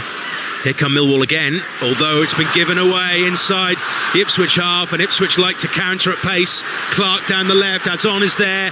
There is an option coming in Mehmeti. Azon might go it alone. He goes right-footed towards the far post, brilliantly blocked by Caleb Taylor. Millwall still not getting the ball away, and in the end the referee's given a free kick against Ivan Azon for simulation. Does that seem a little harsh? I think it wasn't a foul, but I think he tripped, didn't he? No, he went for the dive, Mike. This good referee by Michael Salisbury. Azon just found himself 1v1 with Taylor, and the left-hand side, the 18-yard box, just cuts inside. Taylor gets a brilliant block in. Then his teammate Mitchell just gets across, just gets a little knee to the ball, and then it's Azon who just, actually, I think it was Tom Daly because Mitchell knew exactly what he was going to do, put his foot onto the floor, didn't make the challenge. Azon just flings himself to the floor. I think it was like probably a 6.7 because the landing wasn't particularly good. And then actually Azon jumped straight up, Mike, and he went, no, it's right, it's not a penalty. And you think, well, you've just dived to try and get a penalty, so you can be booked. Good refereeing by Michael Salisbury. First Ipswich player to go in the notebook. Millwall's Josh Coburn is the other player that he's cautioned. And it's Coburn who plays the ball back into midfield for Millwall, who are suddenly really sprightly and lively after their equaliser. That said, Ipswich are on the counter down the near side with their goal scorer, Clark. 30 yards out, moving towards the middle, reverse ball, Johnson from the left, can't get it in because Taylor gets in the way, but it's just like it was in the opening 10 minutes of the game where the pendulum just keeps swinging from right to left. Yeah, really good play from Ipswich for Jack Clark. There's a really good overlap and run from, he actually was like Ben Johnson the sprinter, wasn't he, just out of his starting blocks. He ran fully 50-60 yards. Ipswich want a free kick for a foul on Johnson, or a perceived foul, not given. Aziz plays it forward. Millwall now countering. Oh my goodness me, O'Shea took it off the toes of his outrushing goalkeeper Walton, and in the end O'Shea concedes a corner unnecessarily. Yeah, just a lack of communication between Walton and O'Shea. Obviously the Ipswich Town goalkeeper came out, he thought he was just going to hack it clear. O'Shea decided to just take it off his toes. Really good play from Ivanovic, just make sure that he's closing down. In the end, O'Shea just runs it out for a corner for Millwall on their right hand side. We will get to Chris Hull at Blackburn shortly to find out how the second half has got underway there at Ewood Park against Middlesbrough. But here it's all square again. Ipswich 1, Millwall 1, and it's Millwall with a corner. In swinger from Aziz. Oh, he's missed it, and it's gone straight in, but the referee has awarded a free kick for what I can only think was a foul on Christian Walton, who just fell like a tree being taken down. It's a brilliant delivery from Aziz, in swimming from the right hand side. Just watching it there. Yeah, Walton looks like he's going to try and come for the ball. Just gets himself underneath it, just goes in at the far post, and quite rightly the referee Michael Salisbury gives a foul against Coburn, who just put his left arm across his chest and knocked him off balance. You'd like to think the goalkeeper would want to be a little bit stronger, to be fair, but what Coburn's got to do is, instead of putting his arm up, if he just stands there and stands in front of him, then I think he is the nuisance anyway. And that gives Michael Salisbury referee the chance to give the free kick, and he was 100% right, because Coburn had actually pushed Walton into the goal with his left arm. Let's quickly get to Ewood Park. Middlesbrough back in second place. How's it faring? Blackburn Borough. Chris Hull. 56 gone, Mike. Blackburn 0, Middlesbrough 0. But that news filtering through here of Millwall's equaliser to the Borough fans, which arguably could be the perfect result for Borough today, sparking the Borough fans into additional voice. Borough in red, attacking their 7,500 fans in the Darwin end in this second half. But we're still deadlocked here. Blackburn 0, Borough 0. And here at Portman Road, Tristan Kramer has just gone close with a powerful shot from an angle about 15 yards out, just rising above the join of post and crossbar. The goal occupied by Christian Walton. There's some more movement off the bench. A lot of the players are warming up. We've only seen one substitution so far. Kieran McKenna. We often see him make a move around about the 60-minute mark. We're now at 56, Perry. Yep, obviously he's got a lot of options on the bench, and put George Hurst up front, because Azon really hasn't posed much of a threat to the two centre-halves, Taylor and Cooper from Millwall. Obviously got Philogene, who can go in the wide areas. He's very good 1v1. Very strong bench that Ipswich have. He's got Chuba Akpom is on there. And also Eggly, £17.5 million signing in the summer. Sindra Waller Eggly, the teenager, signed from Nordsjælland. But Millwall have a throw-in. Midway inside their own half, near side as we look. Talksport 2, the first of 3 live commentaries from the Championship. Swansea, Coventry is the last of the 3 at 5:15, but at 3 o'clock, next up, Sheffield United, Wrexham. Ipswich have it, away to our left, attacking the end. Sir Bobby Robson stand end. Clark, left edge of the penalty area. bearing down on Kramer. Right foot shot, blocked en route to goal by a Millwall player. It's gone out for a corner to Ipswich Town. Alex Neil is in deep conversation with one of his coaches. Kieran McKenna, arms folded, walking along his technical area. Yeah, I think Millwall are going to make a move, are they? Yeah, it's really good defending from Caleb Taylor at the near post. I think that's about the fourth block he's got in when Clark cuts in on his right foot, just tries to bend it inside Patterson's left-hand post. Corner for Ipswich on their left-hand side. Near side as we look, the in swinger from Clark. It goes towards the back post. Got a glance of a head from Jacob Greaves, which means it's going to be a goal kick to Millwall. Remember, the reverse fixture was a stalemate. There weren't even any goals in that game. Millwall 0, Ipswich 0 was the scoreline back on Boxing Day. The last 3 meetings prior to this one actually produced quite a few goals, 13 goals in total, an average of more than 4. Are we going to get that today? Well, to be fair, we did say we didn't think it would be 0-0, did we, Mike? Because of the way both teams sort of want to attack the game. You have to say that the change of shape has actually give Ipswich a few problems. Millwall have gone into that 4-4-2, and basically what they've said is to Cundall and Mitchell, right, you go man for man against Matasiwa and Neil, and then we'll play the 2 up front with Ivanovic and Coburn. We'll go forward a little bit quicker. And Ipswich have been Millwall have actually been further up the pitch as well in this second half. They started to drop a little bit deep in the first half and get a bit passive, but they've made sure, I think Alex Neil said to him, right, we want to go and engage a bit more, got to be braver. It's exactly what they've done. They've definitely had more of the ball in that midfield area, which was dominated mainly by Neil and Matasiwa in that first half. Azon flicks it on from deep inside his own territory. Sturge collects the loose ball, but Furlong to the halfway line for McAteer. Forced back by the running of Negley, who set up the Millwall equaliser. Now Cundall rides the challenge, but it's an unfair one from Matasiwa. Free kick inside the Ipswich half for Millwall. Just saw there we said about Azon, playing up front, about his movement's good. He's got his yellow card for simulation, but the ball came into him there from Furlong, and what you have to make sure that you hold the ball up, that you back into the centre half. And what happened there is Jake Cooper just sort of knocked him off balance, barged him out of the way. That enabled Millwall actually then to move a little bit further up the pitch. Ipswich give away a cheap free kick, which has been taken and then flicked out of touch by Caleb Taylor for an Ipswich Town goal kick. In the Premier League, Brighton 1, Liverpool 1 is the scoreline. That game is about to restart. That's live on Talksport. We are live on Talksport 2, the first of 3 Championship commentaries. A real festival of Championship football on Talksport 2 today. Ipswich 1, Millwall 1, Azon. We've just passed the hour mark. Ipswich attacking the goal away to the left in this second period. It's with Furlong, who goes infield. Nicely collected by Matasiwa, who switches it to the left. This is good stuff from Ipswich.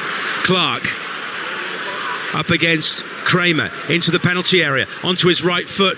Not that much room for a shot, even though he tries one, and then Kramer miskicks his clearance and puts it out for a corner. Yeah, it's a great switch of play from Matasiwa from the centre pitch out to Jack Clark on this left-hand side again. Kramer knows that he wants to come on his right foot, and he's done really well. That's about the 3rd time he's had a 1v1 with Jack Clark. Kramer's got a really good block on. Corner for Ipswich on their left-hand side. Jack Taylor will come out and he'll readjust his Alice band just to make sure his hair's not in his eyes. See what signal he gives, because he's going to obviously whip it in right-footed in swinging. As most players do, take corners. They make use of the white paint, so the ball is just touching the edge of it. Clark delivers. Oh, it's a near post header from Darnell Furlong, taking full responsibility there, really pouncing, leaping and getting a powerful header, but he couldn't direct it towards the goal. Yeah, I think what he needs to do, he just needs to let it skim off his forehead, where he's tried to put too much power in it. As I said, he rose really well at that near post. Good delivery from Jack Clark, but there you just got to make sure you use the pace of the ball and you get a glancing header instead of a powerful header. And Furlong gets a real strong forehead in it and goes a couple of yards wide of Patterson's near post. Ipswich 1, Millwall 1. Ipswich are about to make a substitution. There's some movement on the bench as it goes back to Ben Johnson, as it goes out for a goal kick. That gives us an opportunity to get some team news from our 3 o'clock featured game. It's Sheffield United against Wrexham, Adam Bridge. 2 changes for Chris Wilder's side. Sariki is banned after his red card against Birmingham last week. Danny Ings drops down to the bench. Harmer is back from suspension and Hoover comes in at right back. As for Wrexham, 3 changes from the side that lost to Watford in midweek. Longman, Broadhead and Rathbone all on the bench. Cabore's back from injury alongside Windass and Dobson into the starting 11. We're underway at 3 o'clock. Cameron Jerome is alongside me. Commentary on that game coming up after this one. Picked up by Johnson, midway inside the Millwall half, away to our left.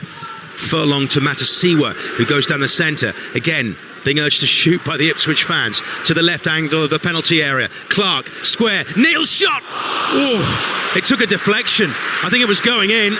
It was a low shot, like a pass, but with pace, from around about the edge of the penalty area, and it must have taken a slight deflection en route. Yeah, I think it come off of Cooper. So slight deflection, good little flick pass from Jack Clark with the outside of his right foot to the edge of the box of Dan Neil. He said there he's just trying to have like a firm side foot with his right foot, gets a slight deflection, takes it off target, another corner for Ipswich on their left hand side. And again, it's Jack Clark to take it. Referee, though, is going to stop proceedings. There's more shenanigans. Dara O'Shea involved again. We saw in the first half that he was being held by a Millwall defender. I think it was Jake Cooper in the first half. The same might be said again.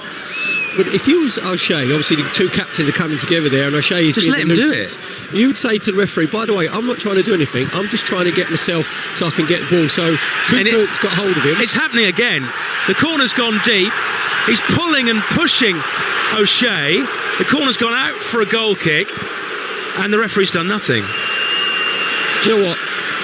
I actually think Michael Salisbury just hasn't actually seen it. He's not looking at it. He's looking through some bodies. You can see that Cooper's got hold of O'Shea, who has no intention of playing the ball. That's about the 3rd time that has happened. There's another Greco-Roman wrestle at the edge of the box where Greaves gets thrown to the floor.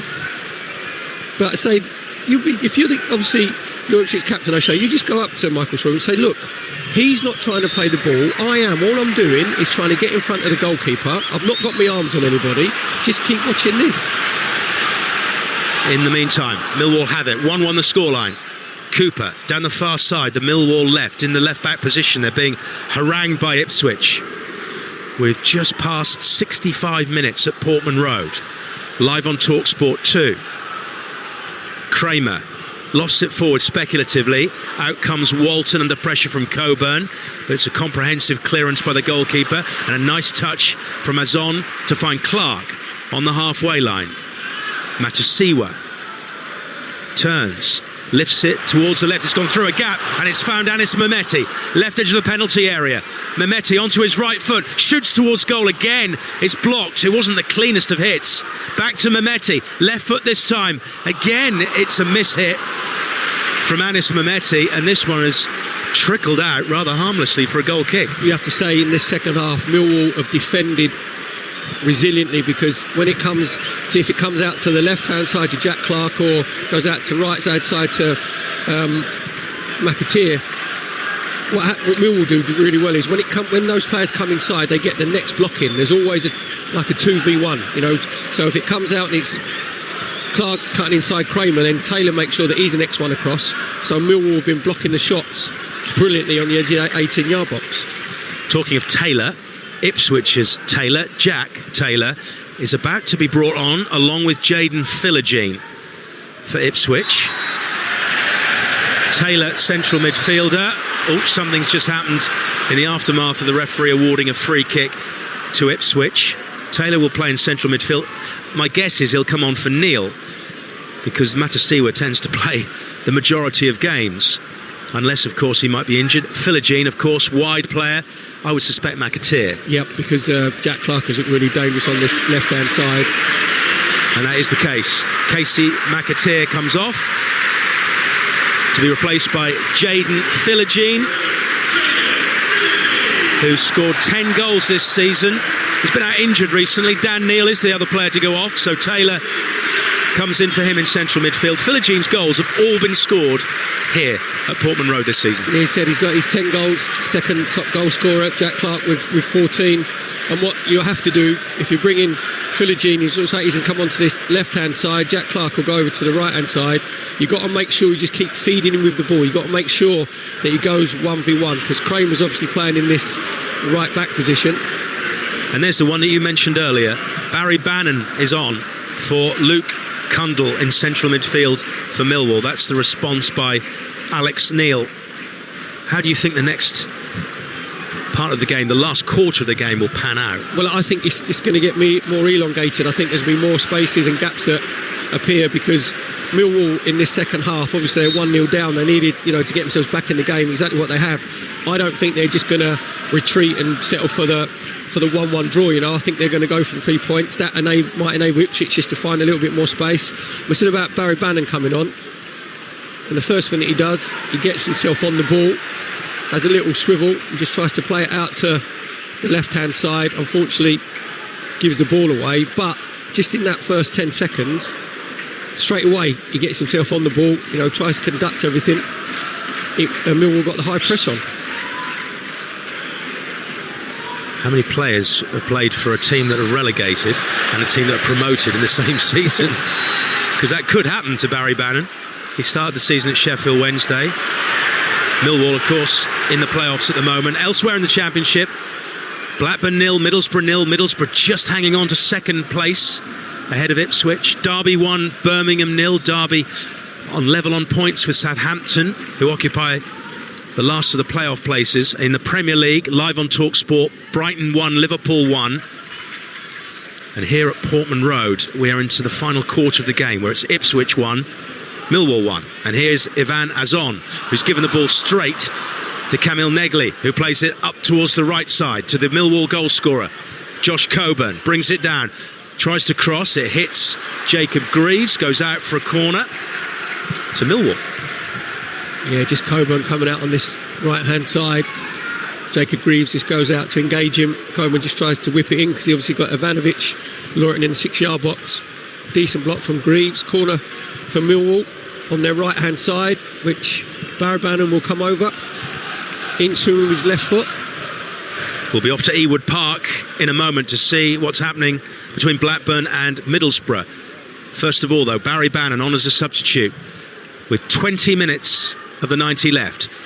Left-footed into the heart of the area, punched away with the left fist by Christian Walton. Back out to Bannon on this near side again, up against Mehmeti. He gets away from Anis Mehmeti, and then, claiming his shirt was pulled, he drags his shot well wide of goal. Right, let's head to the northwest, Ewood Park. It was all square, still a stalemate between Blackburn and Middlesbrough, last we heard from Chris Hull.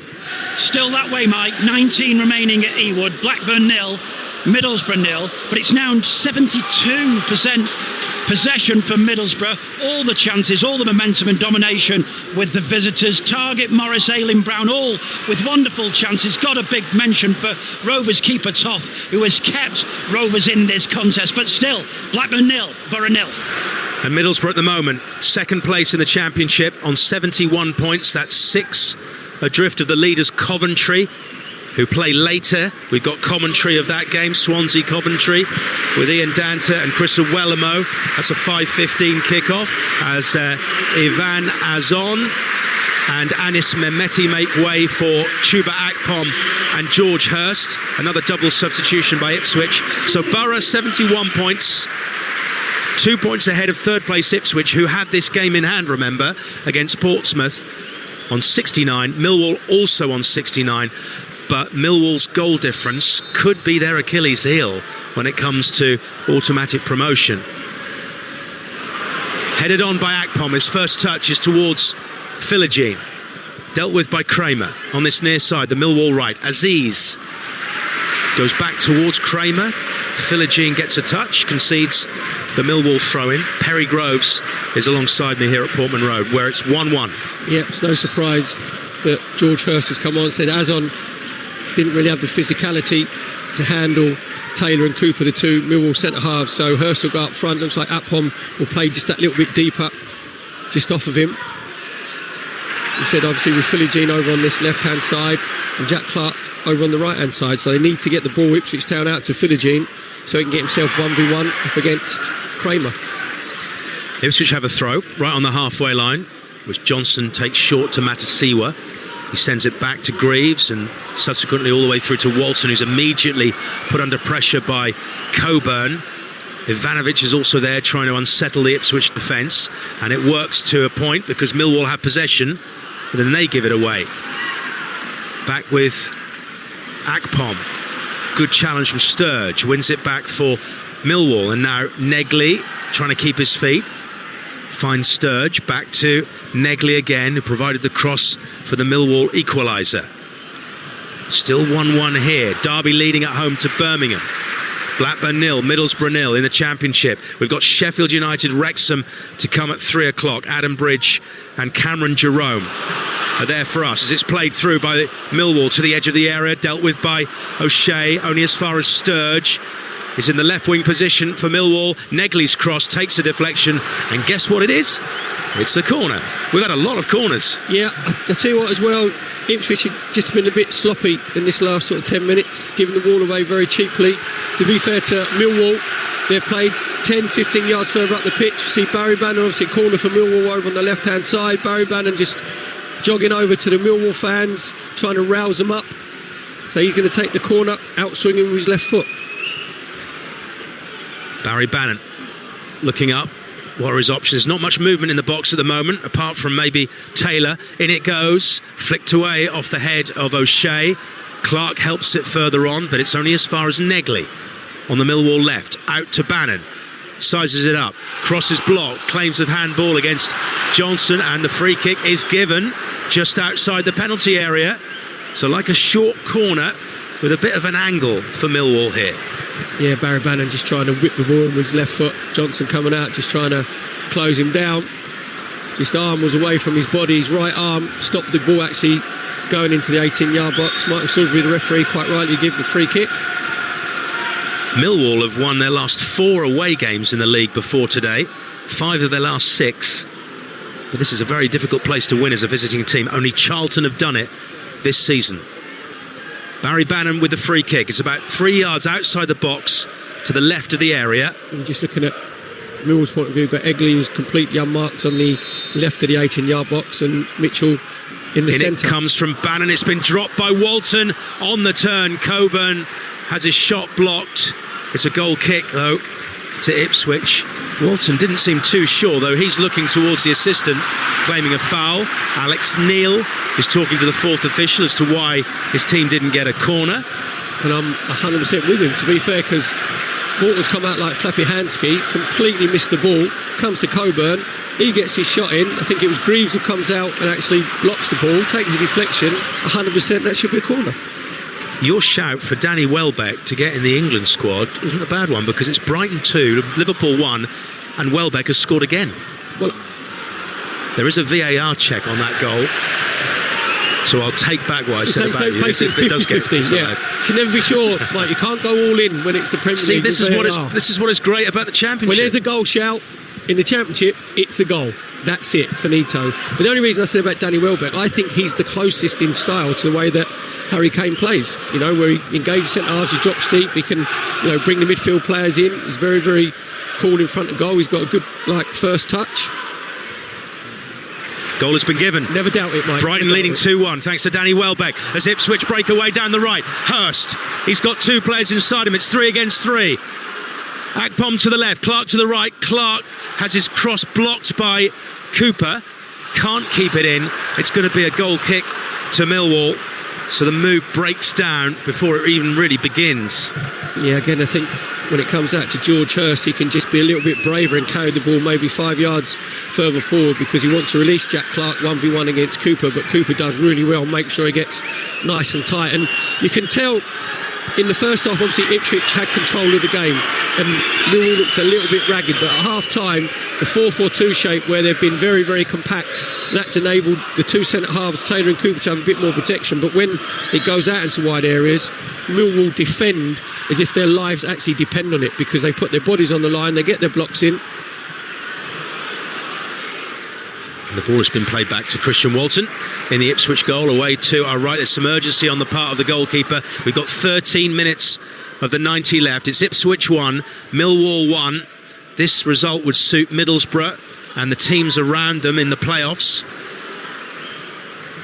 But it doesn't really suit either of these two.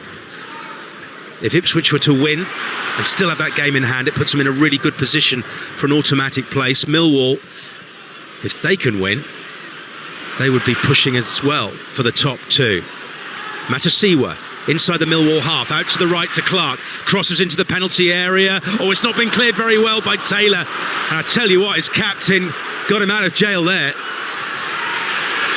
Bannon then clears. Brilliant ball in from Jack Clark from that right-hand side. I'm looking at George Hurst. He's got to make sure that he gets across the near post. He doesn't do that. Taylor has a bit of a panic up. Snack hooks the ball. Cooper managed to clear it, but Ipswich can recycle it with Philogene. Who plays it infield to Matasiwa. Centre field to the D. Back to Matasiwa again from Hurst. Now Philogene, 25 yards out. No room for a shot. So pushes it to the right to find Clark. Down the line into the penalty area for Furlong. Turns to look up, goes back to Clark, who can swing it in high into the penalty area. Up goes Chuba Akpom. Johnson tries to bring it down and will get the ball on this near side, the Ipswich left, just outside the area. Back into Matasiwa, whose pass is a bit strong. Johnson does well to keep it in play, but in the end Ipswich have to go all the way back to Christian Walton. Blackburn 0, Middlesbrough 0, Derby 1, Birmingham 0. And here, Ipswich 1, Millwall 1 in the Championship. Sheffield United, Coventry to come, followed by Swansea, Coventry at 5:15. Two more commentaries in the Championship. As Hurst puts pressure on Sturge, cries from the majority of the fans on the far side for a handball against Zach Sturge. Backing up George Hurst. Perry Groves is going to watch and see whether that's the case. It popped up on his hand, did it? It did hit his arm, but it's a natural position. It's just Hurst and Sturge sort of grappling for the ball. The assistant over on the far side correctly just said, it's just a natural action. Which is Jack Taylor just trying to switch play, releasing George Hurst over on that sort of right-hand channel for Ipswich. The game's got a little bit fragmented, isn't it? There's not a lot of flow because obviously both teams, I think, realise the importance of trying to get a win. And I'm just looking at them and both. I think they just need to show a little bit more composure because it's got very sort of helter-skelter. You can feel the anxiety, can't you, Mike, of the Ipswich fans because they know how much this game means because if they win it, they go into that second position. And obviously they want their destiny in their own hands. If they don't win here today, then it isn't. 10 minutes of normal time left. It remains 1-1. Let's find out what's going on at Ewood Park. Is it still all square there? Blackburn, Middlesbrough. Chris Hull. Yes, Mike, it certainly is. 9 minutes remaining at Ewood. It's Blackburn 0, Middlesbrough 0. I keep telling you about Rovers goalkeeper Toff. He keeps pulling off save after save to keep Borough in this one. It's hard to believe that the 1995 Premier League winning Rovers could be in the third tier next season. For Borough, if they do get a late winner, they could put 4 points between themselves and the rest. This would be a missed opportunity in front of their 7,500 travelling fans. Still, though, Blackburn 0, Borough 0. And both Ipswich and Millwall have to play Middlesbrough in the coming weeks. Here come Ipswich. Given away by Akpom. They had 4 against 3. And again, it's that final ball. And that's happened on several occasions, Perry. But I think what happens there, Akpom, again, has just passed the ball too early because it's 4v3. Then what he does, because he passed it early, the 3 Millwall players haven't got to change their positions. But if he just keeps carrying the ball forward, then one of them has to come to him. And then Philogene will be completely unmarked on this left-hand side. But he plays it too early, gives the ball away. That enables Kramer to intercept it. But Ipswich retain the ball. All the way through, though, to Anthony Patterson. Ipswich's next game is on Easter Monday at home to Birmingham. They've then got the East Anglian derby, the Old Farm derby at Carrow Road against Norwich, who obviously are a team in form at the moment. Next up for Millwall is a Good Friday game away at Middlesbrough. Massive game again for them, and at the moment they're trying to win this one against another team looking for automatic promotion. Ivanovic, great cross towards the back post, not high enough to reach Aziz. Plucked out of the air by Walton. 8 minutes plus stoppage time. you sense there might be a goal in this. You just sense one of these teams is going to come up with a goal, either, and it's going to be on the counter. Both teams are actually committing bodies forward when they're in possession. You should see there, Ivanovic going out to that left-hand side. He's just trying to whip the ball into Coburn. As you said there, just a little bit too lofted. That enabled Walton just to come and pick it like he was picking apples off a tree. And then straight away, then he fires it into Matasiwa. Because both teams know how massive this 3 points would be.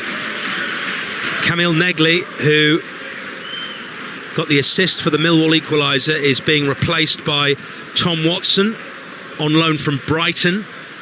And the other substitution that's going to be made by Millwall is Derek Mazusako is going to come on for Billy Mitchell in midfield. Just to update you from the Premier League, Brighton 2, Liverpool 1. They're about midway through the second half in that game. It's live on Talksport. Danny Welbeck has got both of Brighton's goals. Here at Portman Road, it's still Ipswich 1, Millwall 1. If Ipswich win this game and Borough can't win at Blackburn, they'll go second. If Borough lose at Blackburn and Millwall win this game, Millwall will go second. But as Alex Neil pointed out before the match, and as Kieran McKenna has been telling me for several weeks, they don't bother about the table. McKenna actually said to me, I'm not even going to look at the table before the international break. Don't believe him. Don't believe either of them. Taylor on the break here for Ipswich. Clark to the right, and it's the wrong choice of pass. He went for Akpom down the middle. Clark was completely unmarked at the right edge of the area, and now Millwall, as has been the feature of this game, on the counter. Aziz, in it goes, headed away by Greaves. 1 minute you're thinking Ipswich might score here. Within 30 seconds you're thinking Millwall might well score. Again, all it is that lack of quality in the final third, where Ipswich were very good at it in the first half. This second half, they've picked the wrong pass 9 times out of 10. When it comes to Jack Taylor, again, all he's got to do is roll out to Jack Clark, who's unmarked on his right hand side. He just tries to go through the middle. Completely the wrong option, gives the ball away. That enables Millwall to attack on their right hand side. Comes out to Aziz, gets his cross in, the cross is blocked, and now Aziz will look like he's going to take a long throw.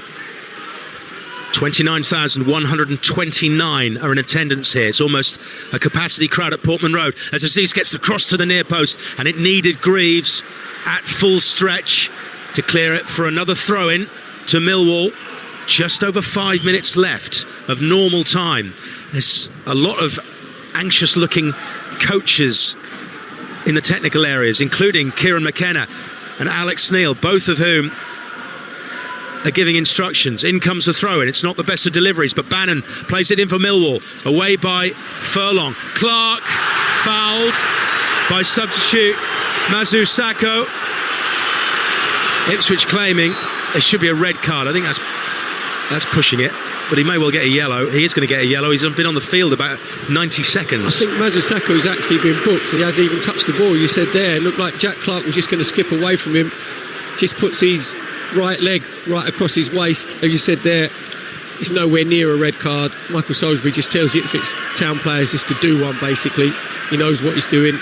Mazusako gets a yellow card, puts himself under a little bit of pressure, playing in that centre midfield area with Barry Bannon, just trying to provide that little bit more energy, fresh legs in there.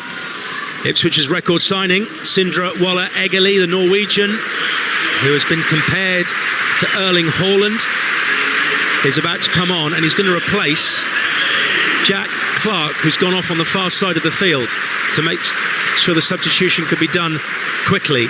So the Ipswich goal scorer is off.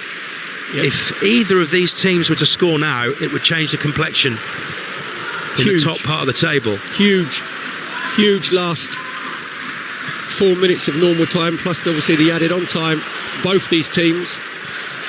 Eggley will just go on that right hand side where Jack Clark had obviously swapped over, and Jack Clark was Ipswich's best player, and I'm quite surprised that he's taken him off, because he still looks very, very sharp and dangerous 1v1. Scored a really good goal in the first half to put Ipswich 1-0 up. Here come Millwall, though, into the Ipswich penalty area with Mihailovic. It's away on the far side. Furlong hooks it down the line. 1-1 here. 0-0 between Blackburn and Middlesbrough. Derby lead Birmingham by a goal to nil. They're pushing for a playoff place. Here's Matasiwa into the centre circle for Taylor. Now Greaves. Urgency abounds. Whether you're in blue or in cream, white, ivory, whatever you want to call it. Definitely not beige. But definitely not beige. It hasn't been a beige performance in this second half from Millwall. They've been miles more aggressive. So that 4-4-2 shape has made them look more solid defensively. Ipswich were playing through them in that first half with Matasiwa and Neil. Had total domination, even though they've had obviously a high percentage of possession. Ipswich look nowhere near as dangerous in this second half. Millwall have it now on the far side. They're left with Sturge. Back to Cooper, who goes all the way through to Anthony Patterson, who made that astonishing save from Ivan Azon before Ipswich took the lead. Well worth a watch. Taylor in the centre circle for Ipswich. To the left to find Akpom. On the run is Johnson down the left wing. He gets it from Chuba Akpom. We've got 2 minutes of normal time.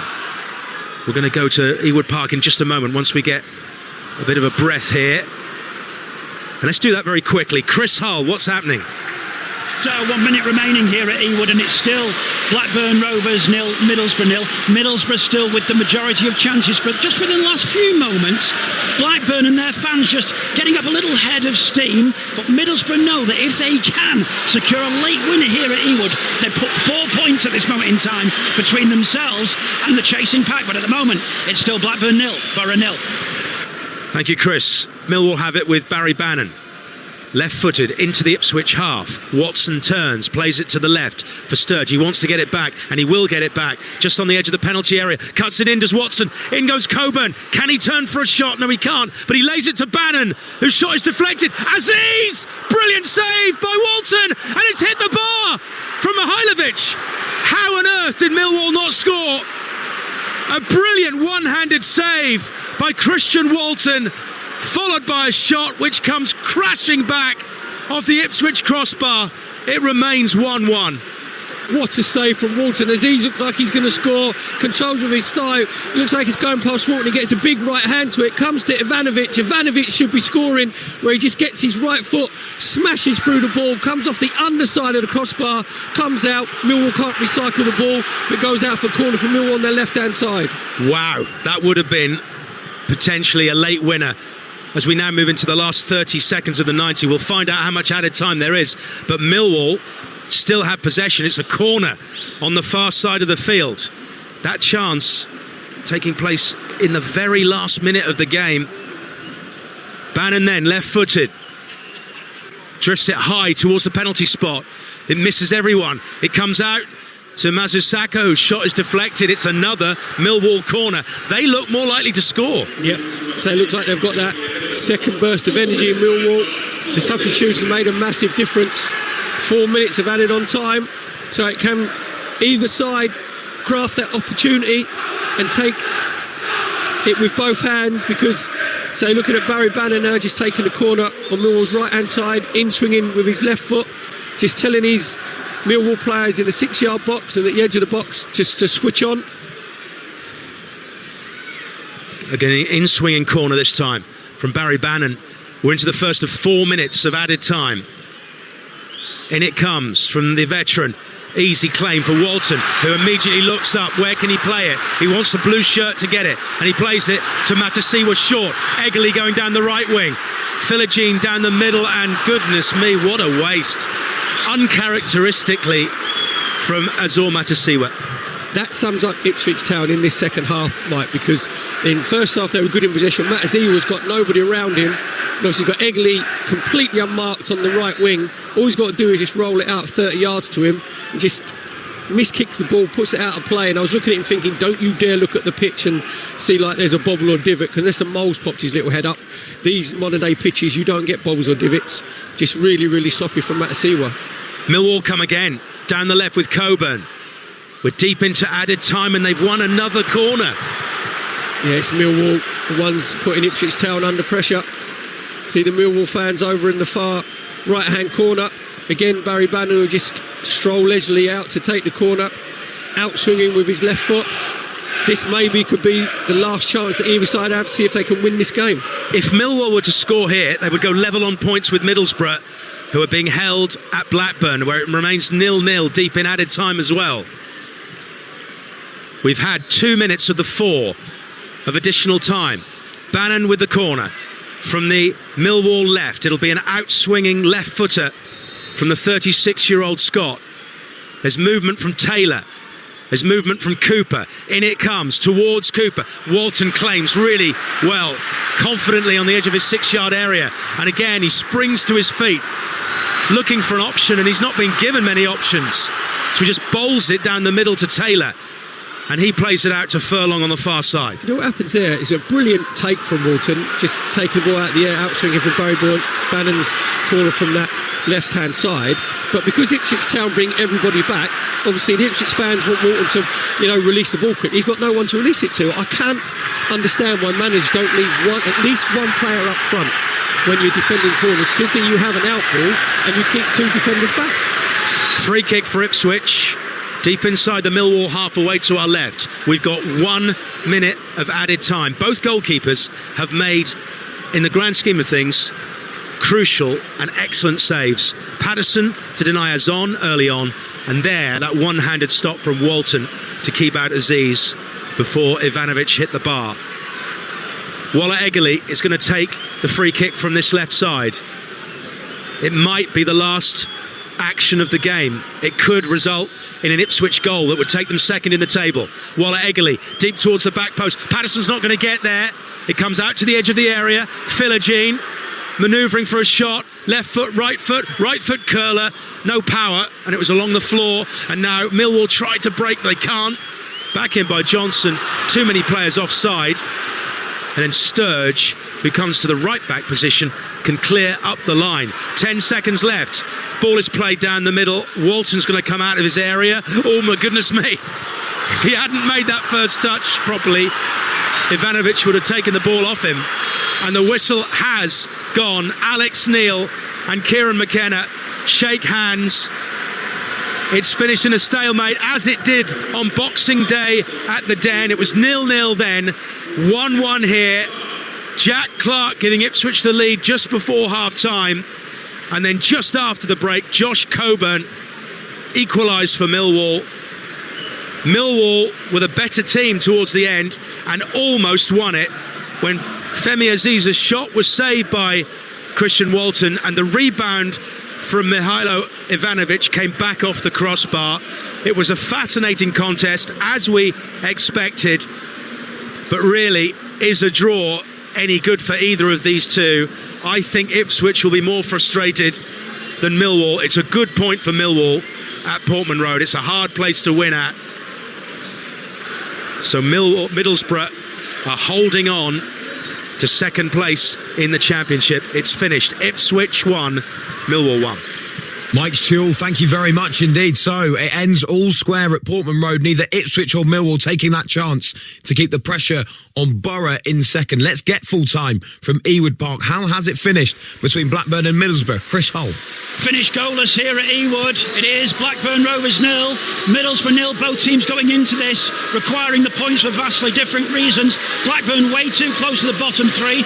Borough stumbling of late, allowing Ipswich and Millwall in, but Borough are going to have to settle for a point in their automatic promotion hopes at the heart of the business end of the season, despite Borough having 72% possession, all the chances, all the momentum for the visitors. Chances for Strelec, Brown, Target, Morris and Ayling. The Rovers goalkeeper Toth was fantastic all afternoon. It's hard to believe that the 1995 Premier League winning Rovers could be in the third tier next season, but the potential is reality. However, this could be a precious point for Blackburn. For Borough, they could have put 4 points between themselves and the rest this afternoon, so it feels like a missed opportunity in front of their 7,500 travelling fans, but only time will tell. Full time, Blackburn 0, Borough 0. Chris, thanks very much indeed. Let's head back to Portman Road and speak to Perry Groves. Perry, it was a great response in that second half, wasn't it, from Millwall, given that Ipswich were the better side in the first, but they could have won it right at the death. How has Mihailo Ivanovic not scored? Yeah, he should be scoring. Actually, Aziz should be scoring before him. When the ball bounces to Aziz, he's only 8 yards out. He's got the goal at his mercy. He takes a touch with his right thigh, puts his foot through it, and he actually should be going to Wharton's sort of far right hand, but what he does, he actually tries to just smash it through him, and it's a really good save from Wharton. Wharton dives to his left and sticks a big right palm out. Then it just drops to Ivanovic, and you actually think, goal. First thing you think, he's only, again, 8 yards out, middle of the goal, smashes the ball, comes off the underside of crossbar, bounces out. Well, Millwall should have scored. You have to say, Millwall looked the more likely team to get the winning goal in that second half, because for some reason Ipswich looked like they sort of ran out of ideas. They looked a little bit more heavy-legged. Their passing wasn't as crisp as it was in the first half. And to be fair to Alex Neil, you know when you want managers to change games after, I was shouting for Barry Bannon to come on, to give him control. But what he did was, he brought Ivanovic on, he went 4-4-2. They played 10 yards further up the pitch. They're more compact in that 4-4-2 shape, so Ipswich couldn't play through them, and they looked more of a threat on the counter-attack because they had two centre-forwards. It's not a point that helps either side in the race for the automatics. At the moment, Middlesbrough stay second on 71 points. Ipswich third on 69, with Millwall behind them because of goal difference, also on 69 points. So we're where we were at the start of the day, Perry, but you feel, don't you, really, that Millwall will be the happier to come away with a result, given how tough it can be to go to Portman Road? Yeah, especially after the first half as well. Apart from the first 10 minutes, it was quite even. The next 35, Ipswich were the better side. We mentioned, obviously, Matasiwa and Neil get themselves on the ball, playing through the lines. They were a lot more concise with their passing, and quite deservedly Ipswich Town went 1-0 up in the 41st minute just for half time. Matasiwa fed Jack Clark on that left hand side. He cut in with his right foot, just had that, what they call like the grass cutter, right along the floor. Patterson was unsighted, went in on his right hand side. You have to say the Ipswich went in 1-0 up at half time, and they fully deserved it. Then in the second half, I can't remember the Millwall goalkeeper Patterson having a save to make. That's how well Millwall defended in that second half. Millwall have got Middlesbrough next. Ipswich still have to play them. Borough dropping points themselves today. It's still all to play for. Do you still have Ipswich as favourites to take second place? That's what you said before the game today, given also that they've got a game in hand. Yeah, it's in their hands.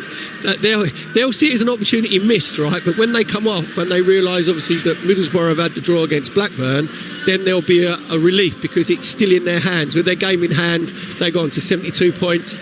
And I got this sneaking suspicion this is going to come down to goal difference. And obviously it's exactly the same, where Ipswich are plus 28, Middlesbrough are plus 22. So obviously Ipswich are very, very good going forward. They got a goal threat. Obviously Jack Clark got his 14th goal today. We've got Philly Jr. come on, who's in double figures. Hurst has got 9. So I think Ipswich are more of a threat going forward. But I think Kieran McKenna, the Ipswich manager, I think he'd be really disappointed with their performance in the second half, because when they're in possession they gave it away too sloppily, and then when they got into the final third, 9 times out of 10 they picked the wrong option. The amount of times that they had a 3v2 or 4v3 where they could carry the ball a little bit further forward, and they just released it a little bit too early and kept giving the ball away. And as we said earlier, I think Alex Neil, the Millwall manager, will be absolutely delighted with his team's response second half. And when the final whistle blew, there's about 6 or 7 Millwall players just like fell to the floor, because the effort that they put in that second half was Herculean.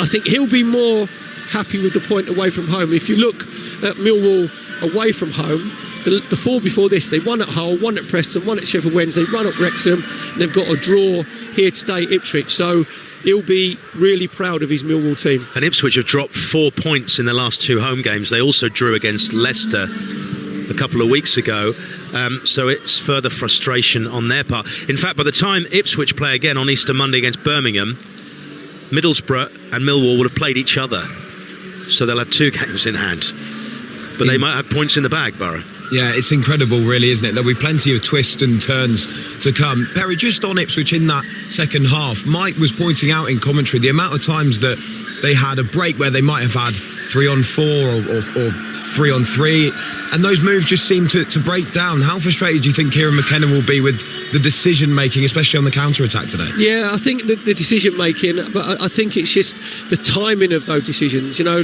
there was one instance in the second half where Jack Taylor had the ball in the inside right position, and all he's got to do is just roll it out to, I think it was Akpom, who's on the right-hand side, and he's just got to carry it a bit further to make the Millwall defenders make a decision. But because they're passing it early, then the Millwall defenders, you had Kramer on the right-hand side, Taylor, Cooper, said they didn't have to come out of their shape, so they could just stay and everything was in front of them. So I think maybe a little bit of nerves, a little bit of pressure, because you can feel the Ipswich fans, a bit of anxiety, because they realise obviously that it's a brilliant opportunity for them to get in that second position, and put the pressure on Middlesbrough. But the way this championship goes, you mentioned there, obviously Millwall play Middlesbrough. When you're Ipswich Town fans, you're looking at that thinking you want a draw. Please be a draw. Do you know what I mean? And it again gives you more opportunity the next game that you play to put more pressure on Middlesbrough. But we know what the championship's like. It's like a box of chocolates, isn't it? You never know what you're going to get. And the game didn't disappoint here today, by the way, because both teams went for the win. They weren't just sitting back. But I just think in that second half, at Ipswich in particular, they just looked a little bit sort of half yard off it, which was surprising because they were so on it in that last half hour of the first half.